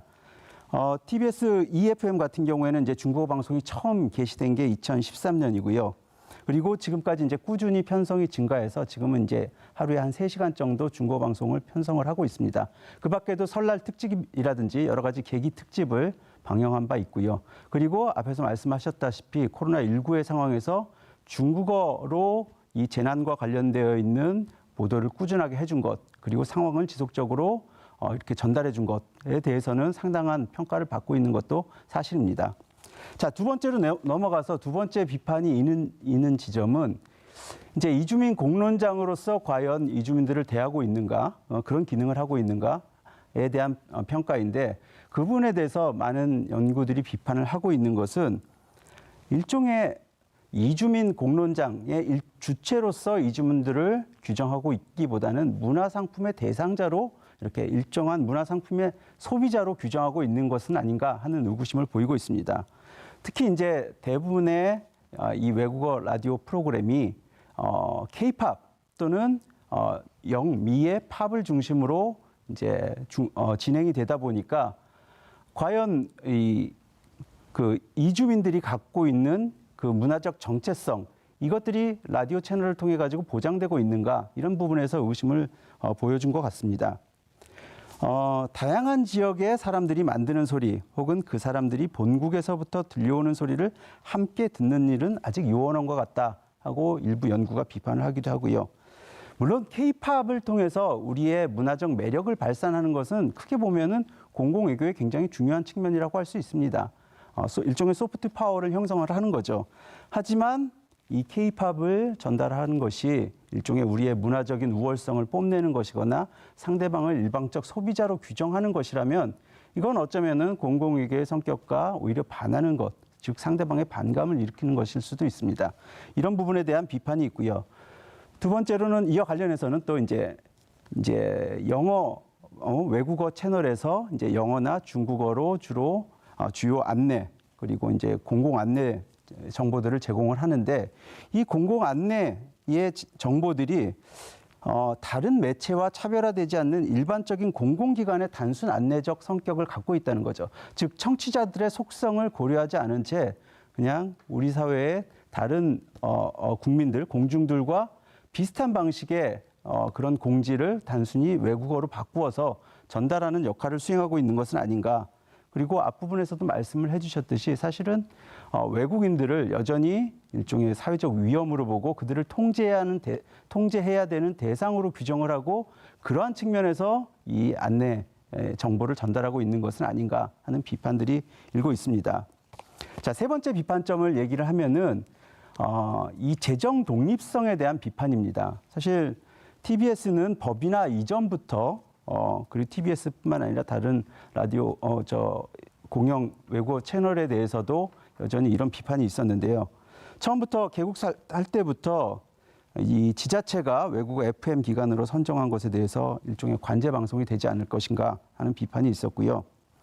특히 이제 재정적인 측면에서 대부분의 재원을 지자체로부터 의지해야 되는 이러한 상황이 어쩌면은 공공 외교의 채널로서 가장 기본이 되는 방송의 독립성, 이것을 보장해주긴 힘든 그런 한계적 측면으로서 작용할 수 있다라는 우려가 처음부터 있었고요. 물론 이제 2019년 TBS 같은 경우는 방통위의 의결을 통해 가지고 법인 분할이 의결돼서 법인화가 진행이 된 바 있습니다. 하지만 이 법인화가 된 이후에도 사실 TBS에 대해서는 상업방송이 허가되지 않았기 때문에 여전히 대부분의 재원을 지자체에 의존할 수밖에 없는 상황이고요. 실제로 이러한 재원적 한계 때문에 TBS가 애초에 제시했던 그런 방송 투자 계획에 비해서는 훨씬 못 미치는 실적을 보이고 있는 것도 사실입니다. 이런 재원적 한계도 어떻게 극복해야 할 것인가 이 부분도 우리가 앞으로 더 논의해야 될 지점이라고 생각을 합니다. 자, 공공외교 측면에서의 서구 중심성, 그다음 오리엔탈리즘, 그다음에 문화상품 소비자로만 보는 문제 또는 통제 대상으로 보는 문제. 우리 지자체에 맡기는 건 좋은데 지자체로부터 이제 또 재정적 독립을 꾀하기가 좀 쉽겠느냐라는 그런 부분까지도 해주셨는데요. 묶으면 이제 Do you know BTS 너무 많이 하면 안 된다는 이런 얘기로 일단 판단은 됩니다만 이제 과연 어느 정도의 독립성을 가지고 정말 어느 정도 다양한 서비스를 할 것인가 이 부분 또 아마 이후에 논의하고 연결이 될 것 같습니다. 관련해서 또 김동원 박사님도 의견과 아마 해주신 말씀들이 있을 테니까요. 발제 들어보죠. 예, 앞서 홍원식 교수님 말씀하셨던 것처럼 한국에 있는 국내 외국어 미디어의 한계들, 그 오리엔탈리즘이라든가 또는 그 한국 문화의 상품화라고 하는 부분들이 분명히 있는데 아까 제가 좀 말씀드리지 못한 부분은 그 TBS 잉글리쉬 FM, EFM이 설립되었던 2008년이 좀 특이한 시기였습니다. 그러니까 어떠한 방송사든 그 방송사가 설립되고 정책이 추진됐던 그 당시 국면에서의 그 정세라든가 환경을 생각하지 않을 수가 없는데요. 우연치 않게도 2008년은 그 서울시가 상당 부분이 그 외국 자본과 외국 기업들을 갖다가 한감에 유치하였다고 도심 계획을 짤 때였습니다. 그 뭐 다 기억하실지 모르겠지만 한 장관님도 오렌지가 아니라 어린지라고 정확하게 발음해 주셨던 바로 그때입니다. 자, 그러니까 이게 무슨 얘기냐면은 보통 일반적인 메트로폴리스에서 외국 자본을 유치하려고 할 때는 그 뭐 MS가 됐든 뭐 구글이 됐든 간에 유치하려고 할 때는 분명히 부지를 만들어 놓고 거기에다가 이제 그 계획 개발을 하게 되는데 문제는 이런 CEO들이나 그 전문직 외국인들이 올 경우에 회사만 오면 안 된다는 거죠. 그 외국인 가족을 위한 국제학교도 필요하고 또 병원도 필요합니다. 근데 여기에 덧붙여진 게 저는 잉글리시 FM이 아니었는가. 그러니까 상당 부분이 글로벌 시티라고 하는 그런 서울의 이미지를 만들기 위해서 그러다 보니까 당연히 뭐 구글이 오든 또는 뭐 MS가 오든 간에 그런 외국인들 수혜자들을 위한 하나의 미디어 인프라로서의 잉글리시 FM에 대한 그러한 설립 취지가 분명히 존재하지 않았는가라는 생각을 좀 해봅니다. 왜냐하면 아시겠지만 2008년 이후 2008년에 아이폰이 처음 출시됐고요. 바로 2년도 안 돼서 모바일 플랫폼이 확산되는 시기가 옵니다. 그때도 가장 논란이 많았던 것이 잉글리시 FM을 위한 주파수 대역이 과연 있느냐. 라고 하는 논란도 꽤 있었고 이제 그럼에도 불구하고 분명히 만들어진 것이 있었고요.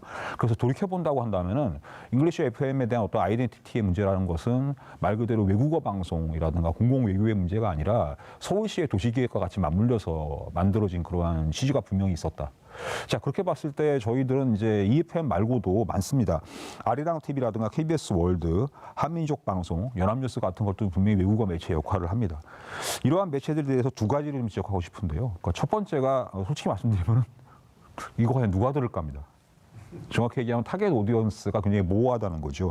예를 들면 아리랑 TV 같은 경우에는 위성 채널입니다. 처음에 위성 채널로 시작을 했었고 이것은 한국의 문화와 예술을 소개하는 그래서 보게 되면 괜찮죠. 뭐 우리가 알고 있는 인디밴드의 가수도 나오고 K-팝을 갖다 좀 넓혀서 소개하는 그런 식의 그런 문화예술 콘텐츠들을 갖다가 전 세계로 하는 건데 정확히 이 타겟 오디언스가 유럽을 향한 것인지 아시아권인지 모르겠어요. 그러니까 이런 부분들이 분명히 있었고 또 하나 KBS 월드 같은 경우에는 이것은 위성 방송이 아니고 케이블 방송 다시 말해서 PP를 출발을 했습니다. 그러다 보니까 이건 또 유료 방송이었어요. 자, 이건 그럼 국내에 거주하는 외국인이 보는 방송인지 아니면 글로벌로 BBC 월드라든가 그러한 것들처럼 글로벌 네트워크를 통한 방송이 되려고 했던 것인지에 대한 타겟팅도 없었고요. 자, 한민족 방송은 올해부터 해왔던 라디오 방송이었습니다. 그러니까 제외 국민들을 위한 방송이었는데 이 라디오 방송의 역할을 제대로 하고 있느냐. 여전히 그 권역이 뭐 저기 북한의 위쪽이라든가 다른 그런 아시아의 일부 권역을 대상으로 하고 있다고 한다면 지금 한민족 방송 같은 경우에도 똑같이 명확한 타겟 오디언스가 목표 수용자가 좀 모호한 그런 것이었고요. 연합뉴스 같은 경우에도 국내에 생산하는 뉴스들을 어떻게 보면은 이제 여러 개의 외국어로 번역하는 그러한 그 매체라는 한계를 분명히 가집니다. 그래서 첫 번째 목표 수용자가 모호한 외국어 미디어다라고 했을 경우에는 네 가지의 두 번째 문제는 다분히 한국에 대한 정보의 번역에 그치는 미디어라는 점입니다. 아까 저기 그 국장님도 말씀하셨지만 재난 정보가 왔는데 그 수많은 정보들 중에서 왜 하필 할로윈 데이 때 마치 그 돌아다니면 안 되는 잠재적인 확진자처럼 그렇게 대접하는 식의 메시지가 날라오는가라고 하는 그런 부분도 마찬가지거든요. 재난 상황에 대해서 외국인들이 알려주겠다라든가 이런 식의 것들은 한국에 있는 정보들을 당신이 알아듣기 쉬운 외국어를 번역해서 줄게라고 하는 그 이상 역할을 못하는 겁니다. 그러니까 이렇게 되다 보니까 아까 말씀드렸던 것처럼 일방향성을 분명히 가지게 되는 것이고 그 일방향성들이 홍원식 교수님이 지적하셨던 것처럼 이 문화를 상품화시키려고 하는 것들. 이것은 마치 좀 비유를 하자면 죄송하지만은 지역 방송이 정작 지역의 소식은 전하지 않고 지역의 관광 루트와 홍보물들을 갖다 방송하는 것과 똑같은 방송인 거죠. 이렇게 됐을 때는 이제 한 번 더 저희가 생각해 봐야 될 것이 바로 다음의 문제입니다. 다음 좀 더 얘기가 될 것이 이러한 것들을 넘기 위해서 잉글리시 FM은 저는 영어 방송 자체가 문제가 된다고 생각하지는 않습니다. 실제로 학교에서 외국인 학생들과 대화할 때 영어로 하거든요. 아시아에 있는 그 외국인들이 영어 못 쓰는 것도 아니고 영미권 거주인들과 영어를 사용할 줄 아는 외국인들과 분명히 구분이 돼야 됩니다. 그런 점에서 봤을 때 이 영어권의 방송이라는 것이 과거 2008년 서울시가 도시계획을 세울 때처럼 그 외국 자본을 유치하기 위한 미디어 인프라로서의 역할을 갖다 그대로 꾸려갈 것이냐. 아니면 지금 달라진 이 매체 환경과 미디어 환경에서 더 많은 그 외국인 시민들을 또 다른 우리 안의 시민을 받아들일 만한 그러한 미디어로 만들 수 있는가. 이런 얘기들이 좀 더 진지하게 논의돼야 되지 않을까라고 생각을 하면서 남은 얘기들은 다음번 이야기 때 이어가겠습니다. 예, 우리 특히 이제 TBS 같은 경우에는 영어 채널이 생길 당시에 서울의 정세가 어땠는지까지 기억을 환기시켜 주셨는데요. 예, 생각해 보면 외국 자본을 유치하기 위해서는 우리를 홍보하고 자꾸 뭔가를 이제 특히나 영미권 위주의 이제 자본을 끌어들이려고 하는 그런 행동에서 이제 만들어진 것의 유산들이 또 상당 부분 남아 있는 모습도 있는 것 같습니다. 그래서 많이 지적해진 이 문제들에 대해서 이제 다른 토론자들의 이제 의견을 좀 들어봐야 될 것 같은데요. 사실 요약하면 다양한 사람들을 대상으로 그것도 타겟을 잘 맞춰서 아주 쌍방적으로 대화를 하고 재밌으면 제일 좋은데 돈이 들잖아요. 그러면 예. 시장을 그들에게서 개발하거나 아니면 공공이 충분한 돈을 독립적으로 제공해 주면 다 문제가 해결이 될 것 같습니다. 근데 이 부분에 대한 현실적인 어려움들이 분명히 있을 것 같거든요. 관련 신미경 국장님 말씀 들어볼게요. 네. 2019년 통계청 자료를 보니까 국내에 거주하는 외국인 인구수가 220만 명 정도고 부산은 7만 8천 명 정도가 부산에 거주를 하고 있습니다. 부산 시민 인구수가 340만 명이 좀 안 되는데요. 한 2.3%예요. 그리고 부산 영어방송의 재원은 대부분 부산시에서 공급을 하고 있습니다. 주고 있습니다. 그러다 보니 지자체 입장에서는 외국인보다는 한국인을 위한 외국어 방송을 요구할 때가 많습니다. 그리고 외국어 방송과 또 교육 방송을 조금 오해하시기도 하고요. 아무래도 한국인들이 더 많고 그런 요구를 받다 보고 또 한국인 청취자가 사실은 더 많습니다. 외국어 라디오 방송에서. 그러다 보면 아무래도 외국인 호스트라고 하더라도 한국어 사용을 더 많이 한다거나 또 방송을 하는 콘텐츠가 한국인 관심이 더 많다거나 이런 일이 일어나게 되고요. 저희가 사실 중국어 방송이 2시간이 나가다가 지금 1시간으로 줄어들었어요. 그것 중 여러 가지 이유가 있지만 그중 하나는 중국어 방송이 나갈 때 한국인 청취자들에게 항의 전화가 굉장히 많이 옵니다. 이해할 수가 없다. 영어를 듣고 싶은데 왜 중국어가 나오냐. 노래는 좋다. 근데 난 좀 알아들을 편한 영어 방송이 더 많았으면 좋겠다라는 이런 항의가 지속적으로 오는 바람에 저희가 이제 2시간 방송을 1시간으로 줄어든 이런 이유들이 있거든요. 그러니까 사실 제작을 하는 입장에서는 굉장히 딜레마에 빠지게 됩니다. 그리고 외국인 청취자들은 너희들은 굉장히 많은 채널을 갖고 있지 않냐. 우리는 이 영어 라디오 방송이 유일하다. 그러니까는 너희들만이라도 우리를 위한 방송 좀 해달라 이런 얘기를 하시고 또 시민단체나 또 다른 곳에서는 영어, 중국어, 베트남어 이외에도 러시아어, 일본어, 인도네시아어 방송도 필요하다. 다른 나라 보니까 국제방송에서 그렇게 다양한 언어 서비스를 하더라. 그러니까 굉장히 많은 요구들이 복합적으로 오게 되어서 사실 이런 것들이 저희가 이제 외국어 방송을 제작하는 입장에서 하나의 큰 어려움이고요. 그리고 사실은 또 라디오 방송이라는 것도 한계죠. 요즘 디지털이 너무나 강세인데 라디오는 디지털 미디어가 강세이기 때문에 레거시 미디어가 다 전체적으로 다 위협을 갖고 있는데 특히 라디오는 그 청취자의 수요가 급격히 하락한다는 것은 다 전문가분들이셔서 다 아실 겁니다. 아날로그 라디오를 한 번도 경험하지 못하는 세대가 지금 저희와 함께 공존을 하고 있거든요. 노르웨이 같은 경우는 2017년에 세계 최초로 FM 전파를 없애고 디지털 미디어로 다 이제 이동을 했다고 하더라고요. 이런 상황에서 특히나 라디오의 주 청취 장소가 자동차인데 요즘은 카플레이 이런 걸로 해서 이제 차 안에서도 디지털 미디어를 편하게 들을 수 있는 시스템이 개발이 됐고 특히나 외국인 청취자들은 자동차를 많이 보유하고 있지 않아요. 그래서 이 라디오라는 매체에 대해서 점점 이렇게 멀어질 수밖에 없습니다. 그럼에도 불구하고 저는 이제 이 라디오 외국어 라디오 굉장히 중요하다는 말씀을 짧게 한마디 붙이면은 저희가 11월 말에 다큐멘터리 한 편을 준비 중인데 내용이 재난의 순간에 FM을 만나다라는 내용이에요. 이 내용이 일본 고베 지진, 고베 지진, 그리고 후쿠시마 지진, 그리고 포항 지진, 그리고 플로리다 허리케인, 또 뉴올리언스 물난리, 이런 인도네시아 지진까지 이런 재난의 상황에서 라디오 방송이 얼마나 큰 역할을 했는가. 사실 우리가 모바일 폰이 가장 중요한 재난을 대비하는 어떤 매체라고 생각을 하는데 통신이 끊어지고 통신이 집중되어서 단절된 순간에는 사실 라디오가 가장 큰 역할을 할 수밖에 없습니다. 이런 특히나 또 앞서 말씀드린 그런 사례를 저희가 인터뷰를 하고 취재를 해본 결과 특히 일본에서도 한국인을 위한 방송, 뉴올리언스에서도 어떤 그 이민자들을 위한 그런 지역의 커뮤니티의 공동체 라디오가 굉장히 정확한 정보를 전달하는 데 큰 역할을 했다고 해요. 아시다시피 재난 이후에 가짜 뉴스나 이런 것들이 굉장히 많아지고 이런 뉴스가 오히려 재난의 피해 이상으로 큰 영향력을 주게 마련인데 정확한 정보를 지역민에게 그 언어로 전달한다는 것이 얼마나 큰 힘인지는 아마 코로나 상황을 통해서 많은 분들이 공감을 하셨으리라 믿고요. 그래서 이런 외국어 라디오 방송이 얼마나 중요한지를 다시 한번 말씀드리고 싶습니다. 예. 역시나 중요하다라는 네. 프로모션으로 이제 그렇죠. 끝을 내셨는데요. 그럴 기회는 앞으로도 더 있으실 것 같습니다. 네. 자, 한남석 교수님도 의견 들어볼게요. 그래도 영어 외에 다른 외국어 중에서는 중국어가 제일 대우를 잘 받고 있는 것 같습니다.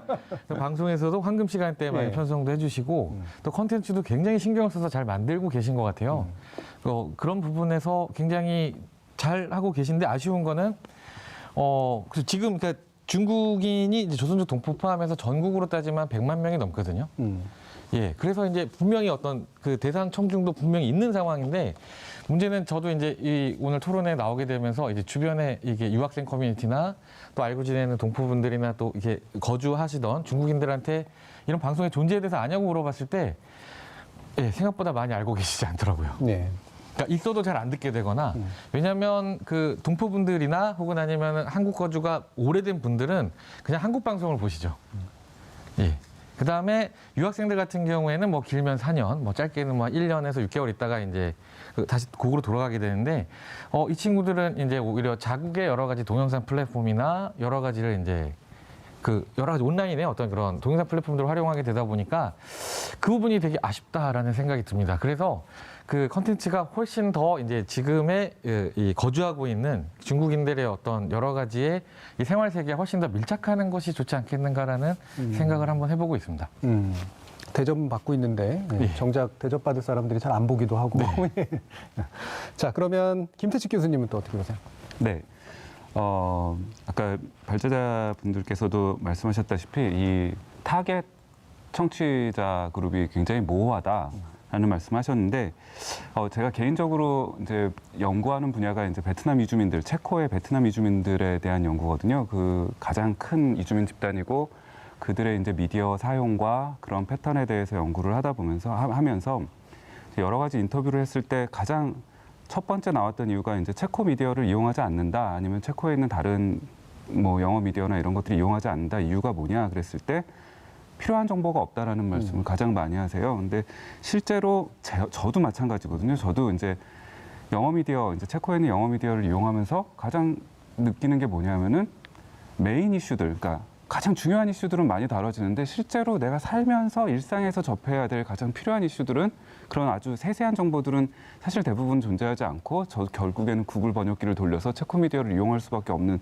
상황들이 벌어지는데 한국에 있는 그 외국어 미디어들도 마찬가지라고 생각해요. 그러니까 워낙에 이제 번역 중심으로 그 기사들이 나가다 보니까 한국의 국내의 어떤 아니면은 국제적인 가장 중요한 이슈들은 다뤄짐에도 불구하고 실제로 이 이주민들이나 외국인들이 살아가면서 가장 필요한 일상 정보들은 많이 다뤄지지 않고 있다라는 점. 그랬을 때 이 사람이 사실 이 공동체성을 느끼는 거는 정보를 공유할 느끼는 거고 언어를 공유하거나 정보를 공유할 때 느끼는 건데 그렇기 때문에 미디어의 역할이 공동체성을 키워주는데 가장 되게 크다고 생각을 하는데 이렇게 메인 이슈 아주 중요한 이슈들만 더 다뤄지다 보면은 오히려 더 역으로 그 자신의 아주 일상적인 이슈들 어떤 그런 정보들이 배제되는 느낌을 받음으로써 오히려 공동체에서 배제되는 느낌을 더 강하게 만들 수도 있지 않나.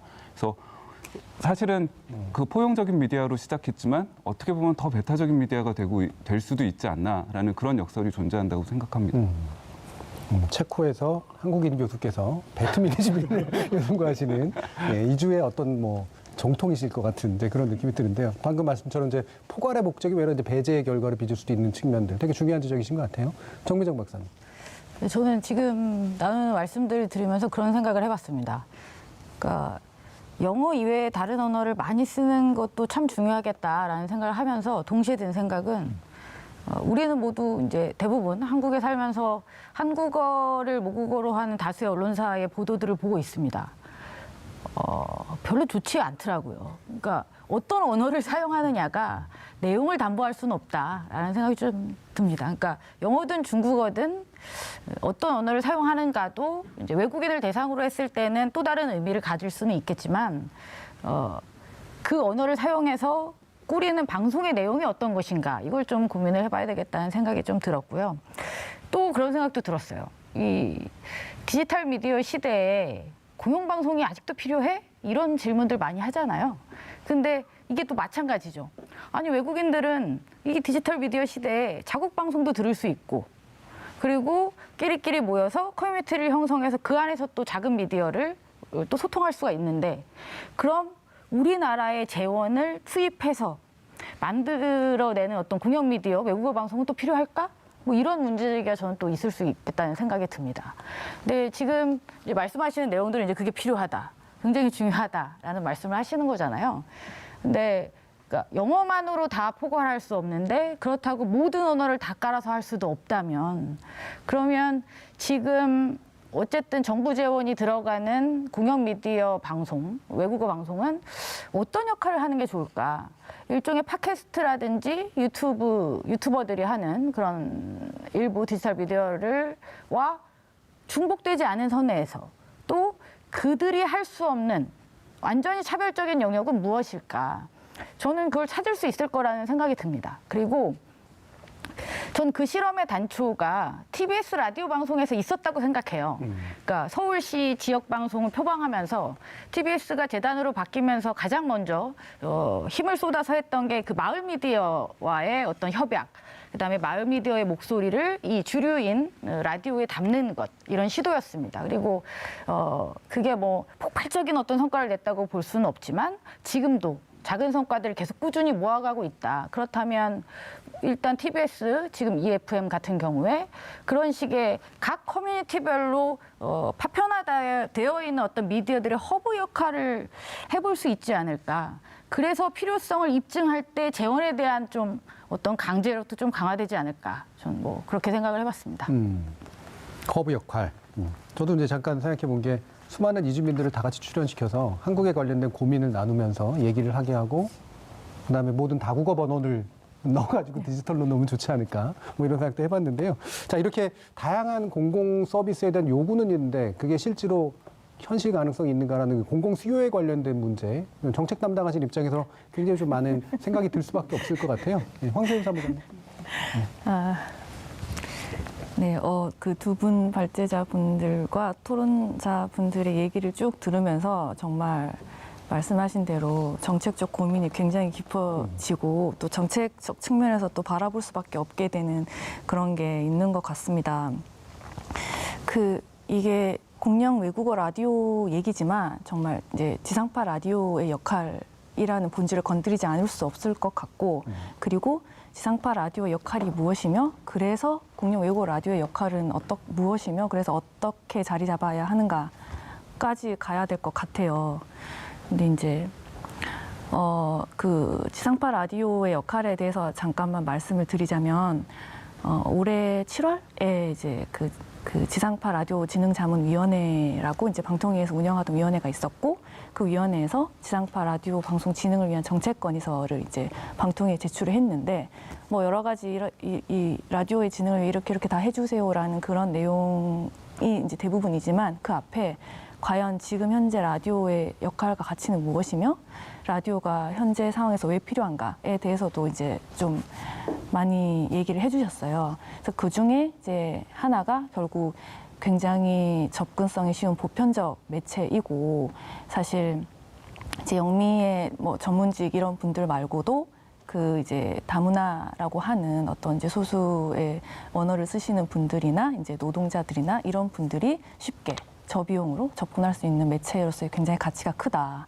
그리고 결국 이제 재난 상황에서 아까 국장님 말씀하셨듯이 재난 상황에서 결국 이제 그 모든 이제 디지털 미디어, 모든 이제 모바일 미디어가 이제 망가졌을 때 결국 이제 정보를 제공할 수 있는 최후의 매체는 결국 라디오다라는 이런 면들을 많이 짚어주셨더라고요. 그래서 그렇기 때문에 지상파 라디오의 진흥이 필요하고 그 진흥을 위해서 이렇게 해야 된다라는 그런 내용이었어요. 그래서 그렇게 이제 지상파 라디오의 역할과 가치가 있다면 그러면 그걸 전제로 이제 공영 외국어 라디오도 반드시 이제 현재 그 외국인들을 대상으로 정말 확실하고도 거부할 수 없는 그런 역할과 가치를 가지고 있다고 생각이 들고 그렇다면 아까 많은 분들이 지적해 주신 것처럼 과연 어떻게 그걸 제대로 그 활용해야 하는가가 문제인 것 같고 그리고 제가 이제 정책적인 측면에서 또 고민을 해보면 이제 많은 분들이 지적해 주신 거를 제 입장에서 한 단어로 얘기를 하면 결국 이 라디오의 내용인 것 같아요. 이 라디오가 결국 뭐 문화상품의 대상자가 아닌 이제 정말 진정한 소통의 의미의 콘텐츠를 만들어야 하고 그리고 그것을 굉장히 다양한 외국인들에게 제공을 하여 이제 공감대를 형성을 해야 한다고 생각해서 결국은 과연 그 라디오의 콘텐츠를 얼마나 좋고 얼마나 다양하고 얼마나 유익한 콘텐츠를 제작할 수 있는가의 문제인 것 같고 사실 그건 방통위가 그 방송의 이제 공적 책임과 공정성이나 공익성 차원에서 가장 중시하는 포인트면서 늘 고민을 하고 어떻게 하면은 더 잘 유도를 할 수 있을까 하는 문제이거든요. 그래서 그거에 대한 정말 그 추가적인 그리고 좀 더 깊은 고민과 이제 문제 해결 방안에 대한 이제 검토가 필요가 할 것 같다는 생각을 했습니다. 네. 지상파 라디오의 진흥 필요하다, 정책적으로 주목한다. 그러나 내용은 이제 직접 만들 수가 없으니까 방통위가 어떤 내용들을 제대로 만들어서 이제 보여줄 것인가 이것들은 이제 실제 정책 간접적 방법들을 써가지고 방송사들이 할 수 있도록 만들어주는 게 중요할 것 같은데요. 이 부분에 대해서 이제 발제자님들 의견 간단히 듣고 이제 다시 이제 이슈로 넘기려고 하는데 두 분 다 듣기보다 홍원식 교수님의 의견을 간단히 먼저 좀 짚고 김동호 박사님 또 이제 발제하시면서 얘기를 하셔도 괜찮을 것 같습니다. 예, 여러 토론자분들의 얘기에서 이제 공감대가 찾아진 것은 정체성의 혼란이라는 부분 같아요. 근데 우리 공영 외국어 라디오의 정체성의 혼란이 발생하고 있는 데는 제가 생각하기엔 한 두 가지의 요건이 있는 것 같습니다. 첫 번째는 우리가 여전히 굉장히 인색하다는 거죠. 다문화에 대해서. 다른 나라의 사례들을 보면은 사실은 적어도 상업적인 이유에서라도 여러 이주민들에게 여러 가지 문화적 공간을 제공을 하고 그 속에서 뭐 그들을 소비자로 규정하는 물론 그런 비판점이 있습니다만 그 속에서 자기들이 원하는 문화들 그리고 자기들이 원하는 어떤 그런 문화적 향유를 할 수 있는 공간들이 제공되어지는 데 반해서 우리는 수백 개의 채널이 있고 수십 개의 라디오가 여전히 작동하고 있는 상황에서도 외국어 채널마저도 사실은 그런 역할을 부여하는 데 굉장히 인색하다는 거죠. 그렇기 때문에 여전히 공영 외국어 라디오 채널에 대해서 이거 여전히 국내 다수의 국내의 청취자가 더 다수니까 국내 중심의 어떤 라디오 내용이 제공되어야 된다라는 얘기가 나오는 것이 아닌가 하는 첫 번째 생각이 들고요. 두 번째는 사실 2008년에 설립될 때와 지금 상황을 이렇게 비교해 보면은 다문화에 대한 개념 자체가 우리가 굉장히 많이 변화되는 것 같습니다. 예전에 그 즈음만 하더라도 다문화라는 것은 일종의 동화로서의 성격을 갖고 있었죠. 우리가 포용을 하고 어떻게 우리 사회에 빨리 적응하게 만들 것인가에 대해서 일방적인 그러니까 어떤 문화적 가치를 우리가 밀어내고 그야말로 제공하는 것이었죠. 그런데 지금의 우리가 생각하고 있는 다문화는 이제는 그런 것이 아니죠. 우리 이 지역사회 공동체를 만드는 데 있어서 누구나 다 주체가 돼서 그 속에 같이 참여를 하는 그런 모델을 꿈꾸고 있지 않습니까? 근데 이런 다문화에 대한 어떤 가치 변화를 사실 공영 라디오 방송에 대해서 우리가 충분히 반영하고 있지 못한 건 아닌가, 여기서 정체성 혼란이 발생하고 있는 건 아닌가 하는 생각들을 해봤습니다. 그렇죠. 동화 정책 위주에서 이제 공존하는 이제 그런 정책으로의 변화가 이제 우리 미디어 안으로 이제 반영이 되고 있는가라는 점에서 그 내용을 이제 앞으로의 목적, 새로운 설정, 채널의 위상, 그리고 전망 또는 제안 이런 거를 이제 풀어야 될 것 같습니다. 두 분 발제자 선생님께서 아마 여러 가지 좋은 아이디어나 조언들을 좀 주실 것 같으니까요. 김동원 박사님 발제부터 먼저 듣겠습니다. 이 앞부분에서 말씀해 주셨던 그 다양한 한계와 그리고 이제 좀 정책 방향들 어떻게 바뀌어야 되는가에 대한 이야기를 좀 더 구체적으로 해볼 단계가 아닌가 싶습니다. 저희들이 늘 진단을 하기는 쉽지만 실제로 그걸 어떻게 이행해야 될지에 대한 논의들은 더 많은 상상력을 필요로 할 것 같습니다. 한마디로 좀 요약을 해보자면은 제가 하고 싶었던 얘기 그건 것 같습니다. 이 외국어 방송이라고 하는 거는 듣는 방송이 아니라 말하는 방송이 돼야 된다는 겁니다. 그러니까 자꾸만 이렇게 우리가 듣는 오디언스라고 말을 하다 보니까 정보를 갖다 필요로 하는 사람들만 생각하게 되는데, 그럼 이 라디오 방송에는 어떠한 사람들이 무슨 말을 하고 싶어 할까라는 그러한 고민들입니다. 과거에 그 TBS FM에서 좀 재밌는 사례가 하나 있었습니다. 그 중국 동포분들이 내동에 계신 분들이 나오셔가지고서 여성의 날 특집 방송 프로그램 하셨는데, 이분들이 중국에서 여성의 날과 한국의 여성의 날 너무 다르다고 말씀하시는 겁니다. 중국의 여성의 날은 거의 공휴일처럼 돼 있거든요. 그리고 그때는 당연히 그 남성들이 집안일을 다 한다거나, 그리고 이제 여성들은 국가가 지정한 또는 그렇게 하지 않더라도 당연히 쉬는 날로 돼 있다는 겁니다. 그래서 그 얘기를 들었던 한국에 있는 여성들은 상당히 놀랬죠. 아니, 우리나라는 공휴일이 아닌데 왜 중국은 공휴일인가? 라고 하는 것처럼 이제는 그 잉글리시 FM이라고 하는 것에서 잉글리시라는 말이 집착하기보다는 도리어 우리가 다른 아시아의 시민들이 봤을 때 한국은 어떠한 점에서 차이가 나고 무엇이 다른가를 갖다 확인하는 그런 정체성을 확인하는 하나의 교차로로 봐야 되지 않을까.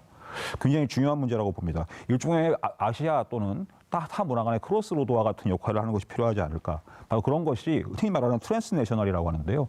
초국가가 아니라 국가의 정체성을 갖다가 서로 교환하는, 나는 여기에 머물지 않고 당신과의 타자의 시선으로 나를 볼 수 있는 그러한 방송이 되는 것이 어떨까. 그래서 이렇게 본다 그러면 저도 그런 경험이 많이 있습니다. 몽골에 있는 학생이 가장 놀랐던 거는 한국에 왔을 때 대중문화에 대한 팬덤이었어요. 이런 팬덤은 자기들은 경험 못했다. 그럼 우리 이제 왜 그런지 물어봐야 되는 거죠. 그래서 어떻게 본다면은 그 당시에 그 외국의 시민들이 왜 TBS FM이나 또는 공영 라디오에 나와서 자기 얘기를 왜 해야 될까라고 했을 때는 그러한 발언들이 분명히 일정적인 효과가 있어야 됩니다.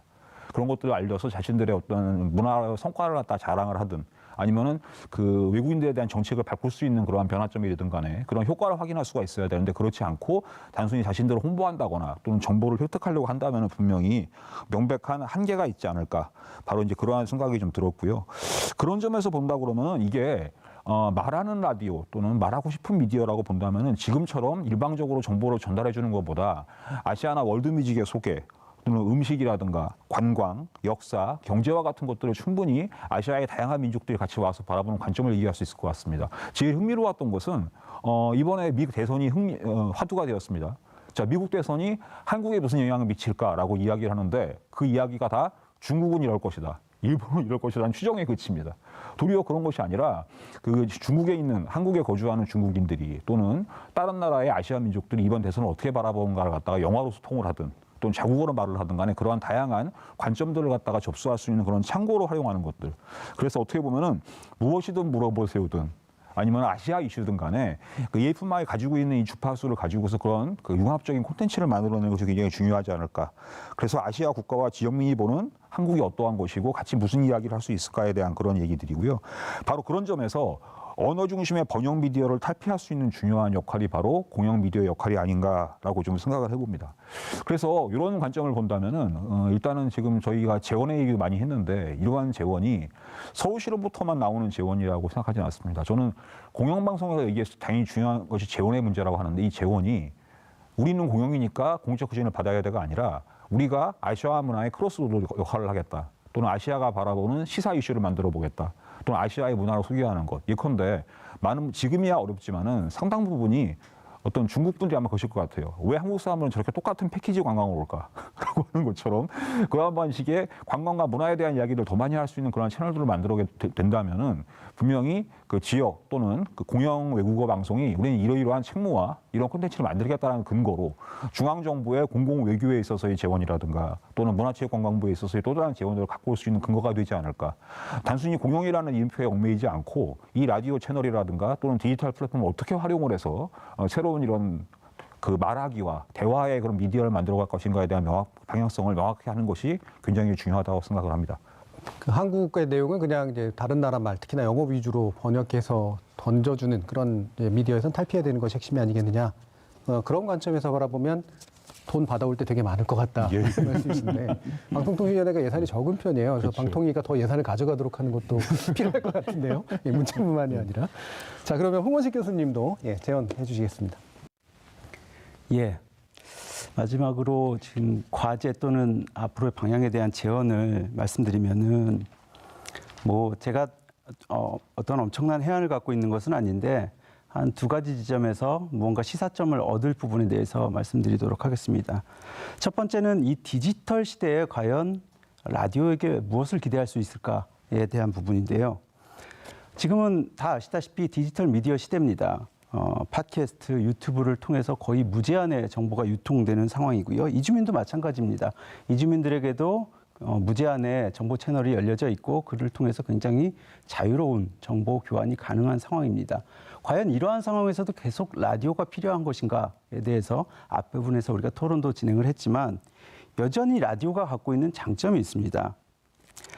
라디오가 갖고 있는 이제 장점을 몇 가지로 요약해 볼 수 있는데 가장 큰 특징은 라디오는 이중 시간에 창출이 가능한 미디어라고 평가를 받고 있습니다. 무슨 얘기냐면은 라디오를 듣는 청취자의 91%가 다른 일을 하면서 라디오를 들을 수 있는 상황이라는 것입니다. 그렇기 때문에 전통적으로 라디오는 굉장히 서민적이고 생활 밀착형 미디어의 성격을 갖고 있습니다. 특히 노동자에게도 굉장히 노동 친화형 미디어. 여러분 예전 영화 같은 거 보시면은 공장에서 라디오 틀어놓고 작업하는 그런 장면들을 떠올리실 수 있을 것입니다. 이것이 이제 라디오가 갖고 있는 속성을 단적으로 보여주는 것이라고 할 수 있는데 국내 거주 외국인들의 그런 상황을 살펴보면은 사실은 국내 거주 외국인이 급증한 것은 90년대 산업연수원 제도가 실시된 이후 국내 거주 외국인들이 급증을 했습니다. 그러니까 국내 거주 외국인들이 갖고 있는 이런 사회 계층적 속성과 라디오가 굉장히 잘 맞는다는 것이죠. 디지털 미디어 환경에서의 이주민들의 미디어 이용에 관련된 연구를 보면은 정희철 교수의 2015년 연구인데요. 이주민들이 지역사회와의 사회관계가 단절되면 단절될수록 더 많이 디지털 미디어에 의존하고 있다는 것입니다. 즉 자국의 방송을 보거나 자국의 콘텐츠를 즐기는데 집중하고 사실은 지역사회와 연계되는 것을 꺼린다는 거죠. 지역사회의 연계성이 높아지기 위해서 라디오가 얼마나 중요한 역할을 할 수 있는가 이 부분에 대해서 우리가 한번 생각해 볼 수 있을 것 같습니다. 굉장히 소출형 미디어들이 요즘 활발하게 활동을 하고 있는데 앞에서 우리 정미정 박사님께서 토론을 해주셨지만 이런 소출형 미디어와의 연계를 통해서 라디오가 결국은 우리가 라디오라는 지역 미디어와 미디어에게 기대할 수 있는 것은 디지털 미디어 같이 자기 중심적이고 자기 폐쇄적인 정보를 재생산하는 것이 아니라 지역사회의 공동의 의제를 개발을 하고 그리고 공론장이라는 것은 결국은 애초에 타자의 존재를 전제하고 있는 것이죠. 모든 사람, 같은 사람들이 모여서 이야기하는 것을 공론장이라고 하지 않습니다. 이 공론장으로서 역할을 하는 것을 우리가 지역 라디오에게 기대할 수 있는 것이죠. 그런데 지자체에게 공영 라디오를 이렇게 허가를 내준 것은 애초부터 이런 지역성을 갖고 지역성을 바탕으로 지역 이주민들에게 이런 공론장을 만들어주는 역할에 대해서 기대를 했기 때문에 이런 지자체에게 공영 라디오 역할을 부여한 것이라고 생각을 합니다. 자, 두 번째로 우리가 코로나19를 통해서 상당한 깨달음을 얻었다고 생각을 합니다.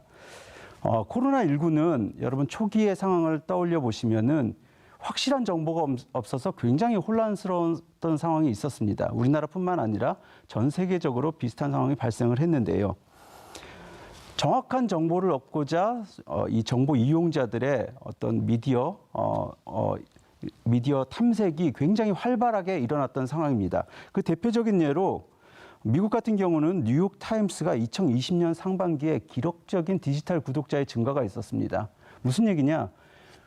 굉장히 혼란스러운 상황에 정확한 정보를 얻고자 하는 수용자들의 요구는 굉장히 높아졌는데 그를 충족할 만한 미디어는 많지 않았다는 거죠. 그래서 대표적인 신뢰할 만한 미디어인 뉴욕 타임스의 구독자가 증가했다는 것입니다. 우리나라에서도 마찬가지인데 수많은 디지털 미디어가 굉장히 많은 정보를 생산하고 있지만 사실은 요즘 가짜 뉴스의 논란에서도 볼 수 있듯이 그런 디지털 미디어가 신뢰할 만한 정보를 생산하고 있는가에 대해서는 상당한 의구심이 있는 것이 사실입니다. 그런 면에서 라디오, 특히 공영 미디어가 신뢰할 만한 이 정보 소스로서 기능하는 것은 굉장히 우리 사회에 큰 의미를 갖고 있는 것이라고 생각을 하고요. 특히 코로나19 상황이 우리에게 일깨워준 것은 나의 안전이 타인의 안전과 무관치 않다는 것입니다. 아무리 자기 혼자 마스크 열심히 쓰고 손소독제 열심히 바르고 자신의 안전을 도모한다고 하더라도 주변이 안전하지 못하면 결국 우리는 마스크를 벗지 못할 것입니다. 결국은 우리 사회의 안녕이라는 것은 우리 사회 모든 구성원들의 안녕과 관련되어 있다는 것이죠. 우리 원래 단일 민족으로서의 한국인의 안전만으로서 우리 사회의 안전이 보장되지 않는다는 것입니다.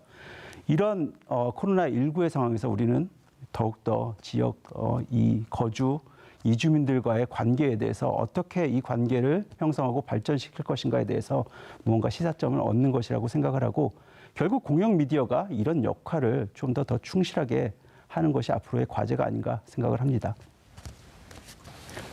자, 디지털 시대라는 환경이 외국어 방송, 외국어 라디오에게 이제 어떤 의미를 지니는가의 이슈를 중심으로 이제 홍 교수님께서 말씀을 또 해주셨습니다.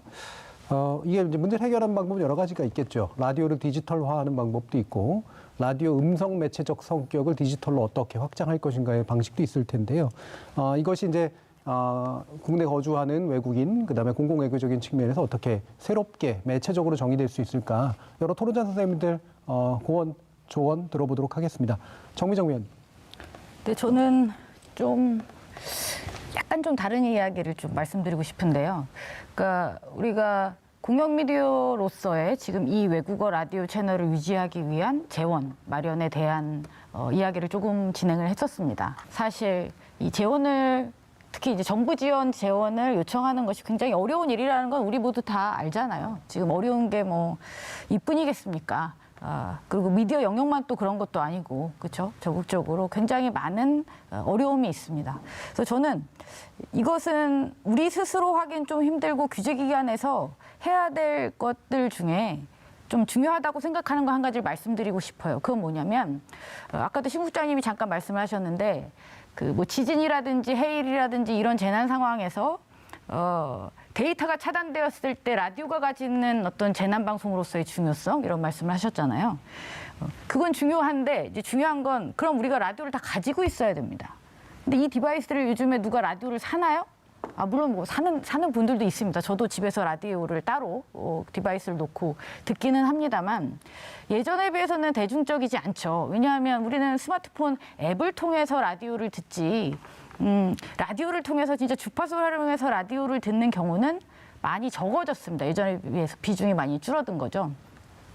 근데 다들 아마 아실 겁니다. 스마트폰에는 그 FM 수신 칩이 내장이 되어 있습니다. 문제는 이것을 이제 활성화시킬 것이냐의 문제인데, 한참 이게 이제 국회를 중심으로 논의가 되다가 결국 어느 부분적으로는 해소가 됐어요. 그러니까 뭐냐면 안테나가 필요한데 스마트폰이 갈수록 작아지면서 안테나를 부착하기가 힘들어졌고, 그래서 결국은 이어폰을 꽂음으로써 안테나를 대체해서 FM 라디오를 수신하는 방식으로 되었는데, 이제 문제는 최신형 휴대폰, 스마트폰으로 갈수록 우린 자꾸 이제 무선 이어폰을 쓴다는 거죠. 그러면 다시 또 안 되는 거예요. 근데 이 논의가 지금 2019년에 잠깐 나왔다가 그냥 사라져 버렸습니다.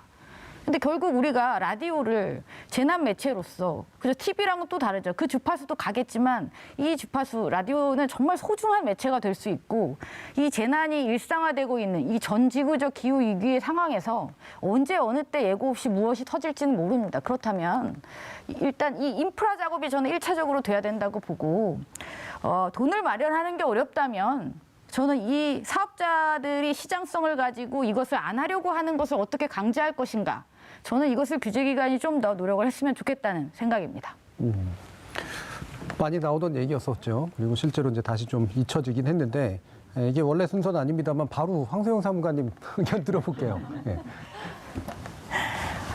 네, 아까 발제에서도 그렇고 이번 발제에서도 재원 얘기가 나왔고 재원이 중요하다는 것에 대해서는 정말 다시 말할 필요가 없을 것 같아요. 그래서 저희도 그 부분을 굉장히 고민하고 있고 그 TBS가 이번에 독립법이나 되면서 뭐 광고를 할 수 있게 하는 것까지 검토가 됐지만 결국 최종적으로는 보류가 됐는데 그때도 여러 가지 고민과 검토가 있었던 것 같더라고요. 그리고 그래서 이렇게 재원 확보나 마련이나 이런 게 너무 어려운데 그렇다면은 결국 인프라 구축으로 이제 대안을 마련을 해야 되는 거 아니냐라는 이제 말씀은 정말 공감하고 그리고 그 중에 하나가 이제 모든 사람들이 쓰는 보편적 매체라고 할 수 있는 스마트폰으로 전파를 받아서 라디오를 들을 수 있는 그 방법이 하나가 있는 거에 대해서도 저도 잘 알고 있고요. 이게 아까 제가 잠깐 말씀드린 정책 건의서에도 나왔어요. 그리고 이제 지금 현재 라디오 사업 하시는 분들이 아주 우선순위에 있는 것 중에 하나인 좀 희망사항이라고 하더라고요. 그래서 요거에 대해서 저희가 정말 되게 관심 있게 지켜보고 있고 그리고 이번에 5기 방통위가 들어섰지 않습니까? 그래서 5기 정책과제를 이번에 수립을 하고 있어요. 그래서 라디오 방송 활성화 중에 이제 과연 이 이제 디지털 기기에서 라디오를 어떻게 이제 효율적으로 수신을 해서 이제 여러 재난 상황에 대처할 수 있을까에 대해서도 이제 고민을 할 수 있도록 그 부분도 포함을 하는 걸 되게 검토를 하고 있으니까 이제 저희 이제 정책 쪽에서 고민을 많이 하고 있다는 사실을 좀 알아주시고 다 같이 이제 좀 개선을 할 수 있도록 적극적으로 노력을 하면 되지 않을까 싶습니다. 정책 관련 얘기가 계속 나올 수밖에 없긴 한데 일단은 이제 한번 들어봤고요. 관련해서 또 이제 신 국장님 또 의견이 많으실 것 같아서 아까 디지털 라디오 얘기도 하셨고요. 네. 지금 라디오 수신 칩에 관한 얘기가 나와서 그 얘기를 좀 잠시 드리고 싶으면 제가 알고 있기로는 2018년 이후에 제조된 휴대폰에는 그 라디오 FM 수신 칩이 들어가 있고 앱을 하나 다운로드 받아 나오면 나중에는 데이터가 끊긴 상황에서도 그 수신칩을 이용해서 라디오 방송을 들을 수 있고 말씀하신 것처럼 이어폰이 안테나 기능을 하고 있어요. 뭐 요즘 얼마 전 영화 유아인 씨가 나왔던 영화 살아있다에 보면 어떤 재난 상황에서 사실 재난 상황이 공포스러운 게 뭔지 상황에 대한 파악이 되지 않아서 오는 그 공포가 굉장히 크거든요. 그럴 때 이제 정보를 얻는 수단으로 영화에서 유아인 씨가 휴대폰을 이용해서 라디오를 들으려고 하는데 이제 그 이어폰을 통해서 그러니까 그 블루투스가 아닌 그냥 그 유선 이어폰을 통해서 이제 라디오를 듣는 그런 장면이 나옵니다. 근데 이런 것들이 사실 모르시잖아요. 모르는 국민들이 대부분이에요. 이런 재난에 대해서 상황이 펼쳐졌을 때 2018년 이후 제조된 휴대폰에 라디오 FM 수신칩이 있고 그것으로 라디오를 들을 수 있다는 것들이 조금 많은 홍보가 되었으면 좋겠고요.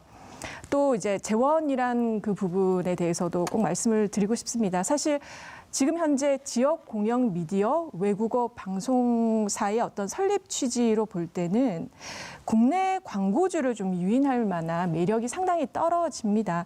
그리고 외국인을 대상으로 상품을 판매하는 광고주 찾기도 상당히 어렵죠. 말씀드린 것처럼 부산의 경우도 340만의 인구 중에서 외국인은 7만 8천 명 정도밖에 되지 않아서 물론 국내 청취자들이 많고 그분들을 향해서 광고를 실을 수는 있지만 뭐 그럴 바에야 한국 채널에서 하는 게 훨씬 효과적이라고 생각을 합니다. 하지만 이런 디지털 미디어로서의 집중 형상도 높아지고 이런 라디오 매체도 어렵고 외국어 방송사의 중요성도 클 때 뭐 알아서 자생하라라고 하는 것은 사실은 조금 너무 무리가 아닐까라는 생각이 들고요. 이런 제도적으로 어떤 방송통신위원회 같은 이런 기관에서 한번 이런 중요성을 인지하시고 재원 마련에 조금 더 적극적으로 해주시면 얼마나 좋을까라는 생각을 끝으로 한번 해봅니다. 예. 그 유선 이어폰 사용해서 이제 라디오 잡는 거 아시는 분들은 알 텐데 요즘 공공정책 PPL 많은데 혹시 협찬이 들어갔나? 뭐 이런 생각도 잠시 했습니다. 주시면 감사히 받겠습니다. 요즘 또 이제 그 유선 이어폰 구멍 없애는 그 또 추세가 있잖아요. 몇몇 거대 이제 스마트폰 업체에서 또 그 약간 난감한 측면도 없지는 않은 것 같은데 풀어야 될 제조사들과도 풀어야 될 문제들도 꽤 있고 이제 그렇긴 한 것 같네요. 자, 그러면 김태식 교수님 의견 들어보겠습니다.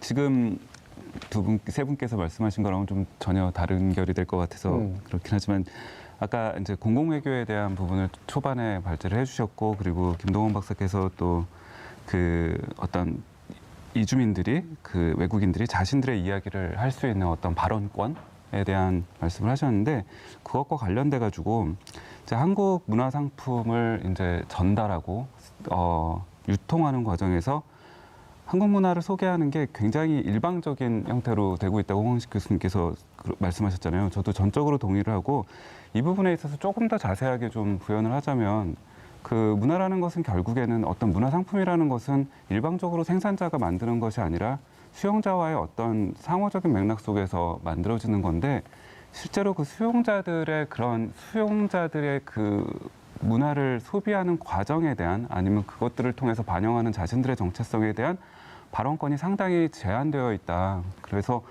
방송이라는 도구는 사실 참 굉장히 유용한 도구잖아요. 그래서 이러한 도구들을 통해서 그 사람들이 어떤 수용자들의 어떤 맥락들을 발언해낼 수 있는, 반영해낼 수 있는 어떤 그런 창구로서 활용이 될 수 있으면 좋지 않을까. 그렇다면은 한국 문화를 소개하는 어떤 문화외교나 공공외교적 측면에서도 훨씬 쌍방향적인 그런 방향성을 잡아나갈 수 있지 않을까. 그리고 또 말씀하셨다시피 이러한 장을 만드는 데 있어서 디지털 그 기술을 많이 활용할 수 있으면 좀 더 현실적으로 만들어낼 수 있지 않을까라는 정도의 좀 제안을 좀 드립니다. 예, 약간 날카로운 이슈인 재원 문제 살짝 벗어나게 또 길을 틀어주셨습니다.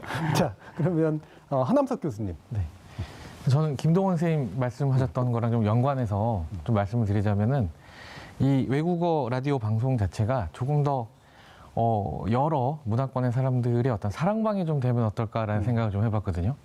그러니까 저희가 이제 학교에서는 물론 오프라인이긴 합니다만은 그 저희는 이제 중국 언어문화 카페라고 C카페라고 해서 그 학교에 유학 와 있는 중국인 유학생들하고 저희 그러니까 중국에 관심 있고 중국에 관심 있는 한국인 학생들하고 그러니까 일주일에 한 번 이상 계속 만나가지고 이렇게 대화를 하고 이제 그런 공간들이 하나 있는데 그러다 보니까 서로를 잘 이해하는 계기가 돼서 이렇게 홍콩 이슈로 굉장히 작년에 그 한국에서도 그 여러 대학가에서 이 중국인 유학생들과 한국인 학생들 혹은 다른 학생들끼리 굉장히 갈등의 사례가 많았는데요.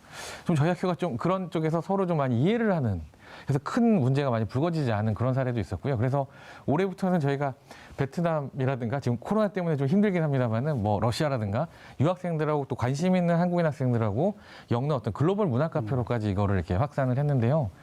저는 조금 뭐라 그럴까 이런 형태처럼 그 여러 이제 그 외국인들이 방송에서 좀 한국에서 겪는 문제, 문화 갈등의 문제들을 좀 속 시원하게 털어놓고 그런 것들을 통해서 조금 최근에 그 여러 가지 국제 이슈가 많이 안 좋은데요. 한중일 사이에도 그렇고 그런 이슈들을 조금 더 이제 속 털어놓고 얘기를 함으로써 서로 간의 갈등의 원인이 뭔지 이런 것들을 좀 단초를 찾아가고 얘기할 수 있는 그런 공간들이 좀 만들어지면 어떨까 그런 생각을 좀 해봤습니다. 네, 제가 토론 사회를 많이 봐서 얼굴 안 붉히게 되는 경우가 생기면 참 좋은데 네. 비정상회담처럼 가기도 하고 네.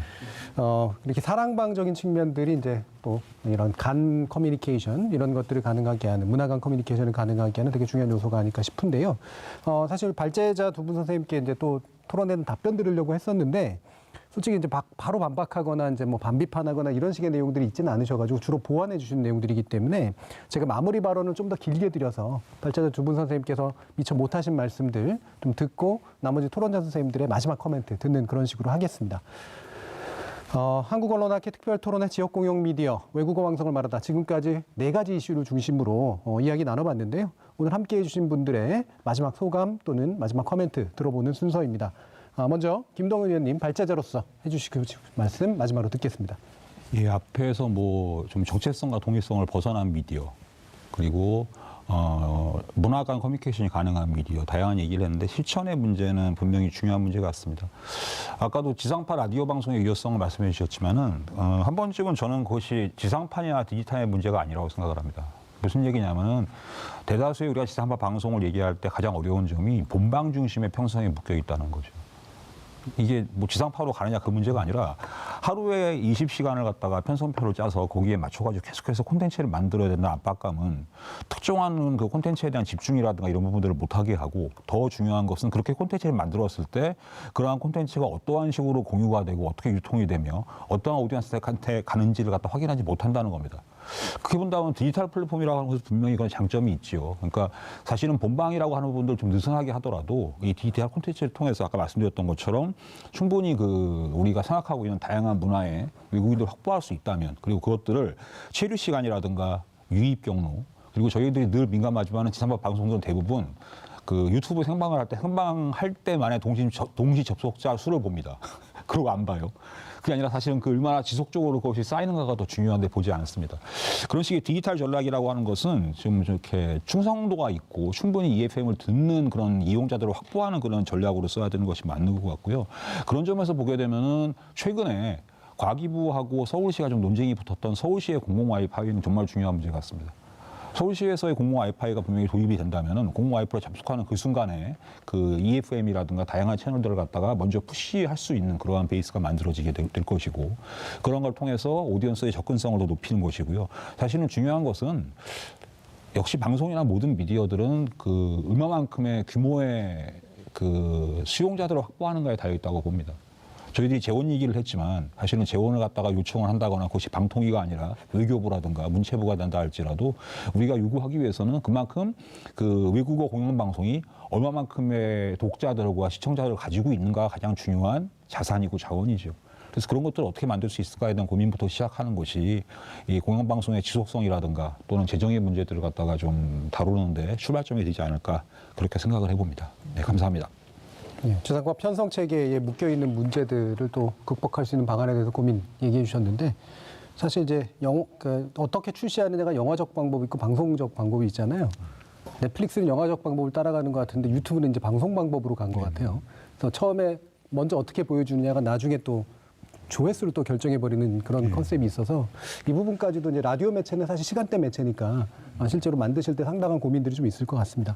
예, 홍원식 교수님 또 발제자로서 의견 부탁드리겠습니다. 예.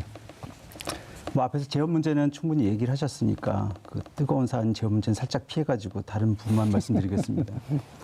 먼저 이제 정책적 차원에서 구체적인 뭐 말씀을 드리려는 것은 아니고, 이제 정책 당국에 약간 드리고 싶은 말씀은 라디오가 여전히 우리 사회 중요한 미디어라는 것들을 더 크게 인식을 해주셨으면 하는 바람이 있습니다.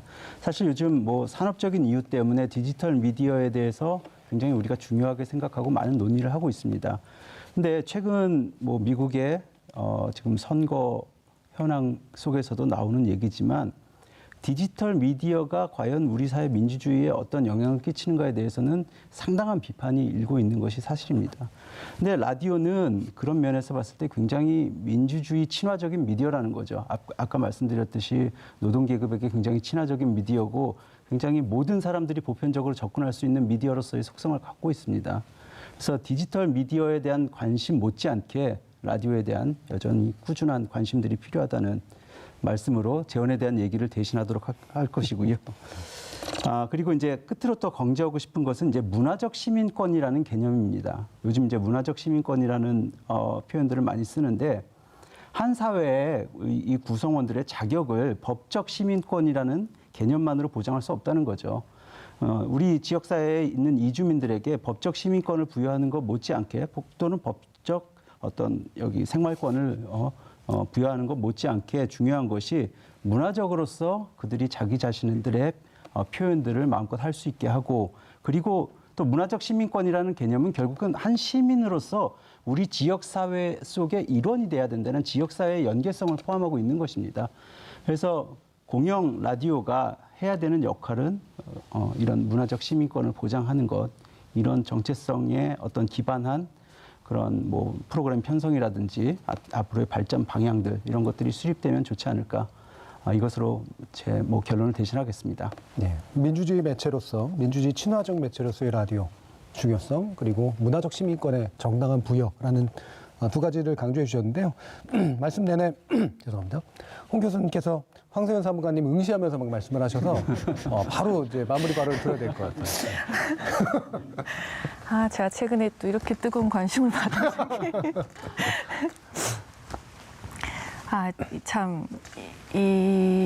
사실 뭐 정책적인 고민과 논의가 많이 되긴 하겠다라는 마음으로 오긴 했는데 이 정도로 될 줄은 잘 몰랐고요. 라디오의 역할 정말 사실 중요하고요. 그리고 저희가 지금 이제 이런 미디어 환경 변화 때문에 라디오 청취율도 너무 떨어지고 누가 라디오 듣냐. 그래서 라디오에 과연 재원을 주는 것이 맞냐 이런 얘기가 정말 많이 있긴 해요. 있긴 하지만 그럼에도 불구하고 사실 어쨌든 방송통신위원회가 이제 지상파 방송을 관리하고 관장하는 기관이고 그리고 이런 변화에서도 라디오의 역할과 가치가 반드시 존재하며 그걸 유지하고 이제 발전해 나가야 된다는 생각을 아주 공고히 가지고 있다는 말씀을 다시 한번 드리고 그래서 지금 이런 환경 속에서 라디오만의 가치와 역할을 어떻게 잘 유지하고 확보해 나갈 것인지 그래서 그것을 위한 재원 확보가 얼마나 이루어질 것인지 또 어떤 다른 지금의 환경과 발맞추는 정책을 발굴하고 실천해 나갈 수 있을 것인지에 대해서 저희가 계속 고민을 할 것이고 이제 그것에 대해서도 많은 전문가 분들과 현장에 있는 분들이 고견 많이 주시고 많이 지원을 해주시면 좋을 것 같습니다. 예. 이 정책을 담당하시는 기간이 어느 정도 되시죠? 나중에 혹시 금방부터 어디로 가시는 거 아니죠? 라디오 쪽으로 온 건 한 6개월 정도. 예. 알겠습니다. 자, 정미정 박사님. 저는 규제기관이 좀 더 관심을 가져야 된다고 생각합니다. 정말 관심을 가져야 됩니다. 꼭 없는 돈 어디 땅 파서 만들어내라는 거 아닙니다. 관심을 가져야 뭐가 나오죠. 그러니까 하다못해 2008년에 시작해서 지금까지 운영되고 있는 이 외국어 방송에 대한 평가, 돈 많이 드는 거 아니에요. 그러니까 수용자들, 청취자들과 해서 어떤 식으로든 좀 깊이 있는 평가. 그래서 평가가 나빠서 없애라가 아니라 그 평가가 나쁜 이유. 그럼 지금 어떻게 해야 되는데 그럼 무엇이 부족한지를 좀 깊이 있는 평가를 좀 했으면 좋겠다. 일단 1번. 그리고 우리가 보도에서 흔히 많이 보게 되는 게 그거잖아요. 그러니까 거대 사업자 중심의 판에서 누가 돈을 많이 버내, 누가 손해를 보내. 그래서 뉴스에서 우리가 가장 많이 듣는 방송 사업자, 미디어 사업자 누가 있을까요? 넷플릭스, 그리고 이제 토종 OTT라는 이름으로 묶이는 일부 우리 채널들, 그 다음에 일부 공영방송 KBS. 정도. 그 다음에 부정적인 뉘앙스의 TBS도 간혹 이제 언급이 되는 것 같고요. 그렇습니다. 그러니까 논의 구조가 이제 보도도 그렇고 규제기관도 그렇고 관심 영역이 그쪽에만 있다 보니까 지역 방송이라든지 이런 식의 외국인을 대상으로 한 어떤 방송에 대한 관심은 지나치게 적다. 근데 하지만 시장에만 그냥 맡겨놨을 때 제대로 굴러가지 않는 아주 공적인 역할을 수행하는 중요한 영역에 개입을 해야 되는 것이 정부의 어떤 역할이라고 한다면 단순히 돈 문제가 아니라 어떤 정말 커다란 틀의 정책적인 차원에서의 관심이 필요하다. 그리고 정책적인 차원에서의 관심은 제가 아까 말씀드렸던 그 라디오라는 인프라의 문제도 있고 또 하나는 그겁니다. 규제. 지금 지원을 할 수 없다면 있는 규제라도 비정상적이고 이전 시기 올드미디어에 적용되었던 규제라도 없애는 방향의 논의를 좀 빨리 시작했으면 좋겠다라는 말씀을 드리고 싶습니다. 네, 규제기관. 근데 사실 규제만 하는 건 또 아니니까 규제정책기관이긴 한데 실제로 규제 기능 안에서 뭔가 해결을 하거나 사실 지금 방통위가 공공적으로 관심을 가질 수 있는 거의 유일한 미디어 영역에서는 기관임에도 불구하고 정책 예산이나 정책 기능이 이제 사실 부족한 측면도 좀 있어서 그 부분에 대한 강화 요구도 또 같이 좀 해야 되지 않을까라는 생각도 듭니다. 근데 정미정 의원께서 이제 평가 좀 잘해봐야 된다. 또 나쁜 평가라는 말을 하셔서 약간 움찔하셨을 것 같아요. 신민희 국장님. 맞습니다. 정확하십니다. 외국인 청취자들에게 굉장히 많이 듣는 얘기가 부산에 이런 외국어 라디오 방송사가 있다는 것 자체가 외국인 이주민들을 부산의 한 부분으로서 시민으로서 받아들이려는 태도고 노력으로 보인다고 그런 말들을 참 많이 하세요. 그리고 내국인들에게는 우리가 부산에 이런 외국어 방송이 있고 내가 국제 시민이고 부산이 글로벌 시티구나. 부산은 또 이제 우리나라에서 최초로 지정한 국제 관광 도시이기도 하고요. 저희가 뭐 미국, 캐나다 이런 영미권 분들뿐만 아니라 저희가 출연하고 있는 이제 고정 출연자 중에는 인도분, 이란분, 니젤, 스코틀랜드, 인도네시아, 중국, 베트남 등등 많은 분들이 출연을 하십니다. 그래서 각자의 나라의 문화의 이야기를 하시고 분명히 그런 것들이 듣는 한국인 청취자들에게 그들에 대한 이해도를 굉장히 높여주시리라고 믿고 있습니다. 사실 우리가 낯설고 정보가 없는 것에 대해서 공포심을 느끼거든요. 그 중국에서 시작된 어떤 코로나 바이러스 때문에 중국인에 대해서 그것들이 불편한 마음이 생기고 우리가 뭐 나가 있는 우리 이제 교포분들도 그것 때문에 많은 이런 어떤 어려움을 겪었던 일도 있고 이게 다 무지와 정보가 부재에서 일어난 일들이라고 생각합니다. 그렇기 때문에 이런 외국어 방송사가 어떤 교각의 역할을 하고 문화의 다리의 역할을 분명히 한다고 믿고 있고요. 저는 사실 오늘 이 자리에서 여러분들이 말씀하신 것들에서 정말 많은 아이디어를 얻었고 또 숙제도 한편으로는 얻고 돌아갑니다. 근데 아마 여러분들은 그냥 아마 집에 돌아가시면 그냥 한국어 채널 보실 것 같아요. 시청자 여러분들도 그렇고 또 오늘 나와 계신 분들도 아까 정미정 위원님께서 좋은 말씀하셨어요. 관심. 그게 뭐 어떤 나쁜 댓글도 무관심보다는 낫다라는 얘기를 하잖아요. 정말 그거를 뼈저리게 느끼고 있는데 오늘 이 방송을 보시는 분 그리고 참가하시는 분들이라도 앞으로도 이 외국어 방송에 대해서 관심을 가져주시고 많은 재원과 고원을 주시는 것이 이 지역 공영 미디어가 우리의 세금으로 운영되는 것들이 참 많은데 보다 지역 사회에 그리고 한국 이바지할 수 있는 역할을 할 수 있지 않을까라는 생각이 듭니다. 네. 자, 중국어로 나쁜 댓글 달지면 안 됩니다. 하남석 교수님. 사실 저는 이게 그 미디어 전공자나 미디어 종사자가 아닌 사람으로서 어떻게 보면 좀 생소한 주제였는데요. 토론회를 준비하면서 또 여러 이제 종사자나 이제 또 그 전공을 하신 선생님들 말씀을 많이 들으면서 이게 굉장히 고민이 많이 들어가고 굉장히 많이 공이 들어가는 어떤 그런 방송들이구나 생각이 들어서요. 돌아가면 저희 외국인 유학생들한테 많이 홍보하겠습니다. 굉장히 훌륭한 세미나 성과인 것 같습니다. 자, 한국을 언제 나가실지 모르겠습니다만 김대식 교수님. 네, 맞습니다. 지금 굉장히 어려운 상황이 있고 제 개인적인 얘기를 통해서 좀 마지막 발언을 드리면 될 것 같아요. 지금 말씀 주셨다시피 원래 여름에 잠깐 가족 방문 삼아 들어왔다가 체코에 역병이 창궐하면서 제 발이 묶인 상황이 됐고 지금 예기치 않게 이렇게 한국에서 이렇게 오랜 시간을 보내고 있고 어젯밤과 오늘 밤 12시에 제가 온라인으로 수업을 해야 되는 상황이 있고 여러 가지 애로사항이 있으면서 이번에 되게 제 스스로한테 던졌던 질문이 그거였습니다. 나는 어느 사회의 성원인가?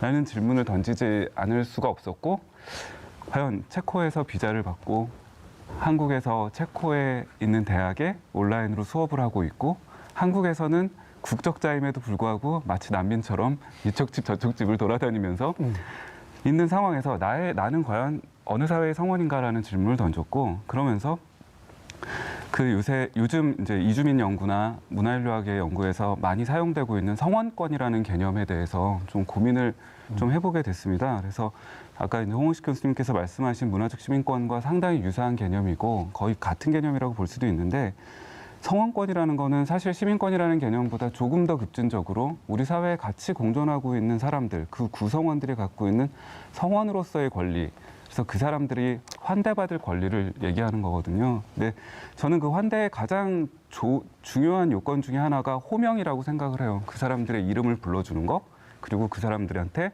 발언권을 주는 거. 그래서 방송이라는 공적인 장치가 어떻게 보면은 이런 호명과 발언권을 주는 데 있어서 가장 편리한 도구일 수도 있고 유용한 도구일 수도 있으니 그 부분에 대해서 좀 더 고민을 함으로써 이제 성원권의 확대에 대해서 우리가 앞장설 수 있는 좀 방송이 될 수 있었으면 좋겠다는 말씀을 드립니다. 네.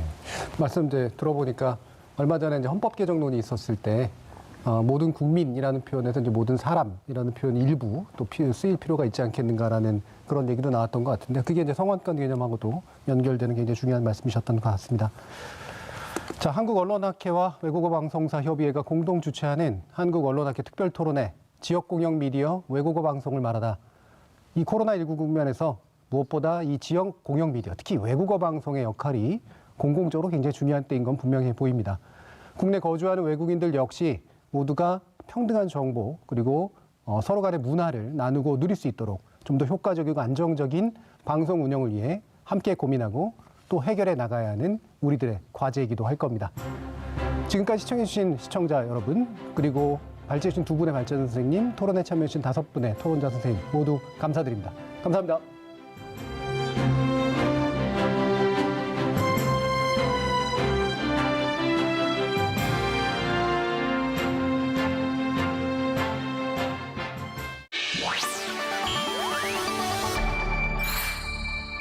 TBS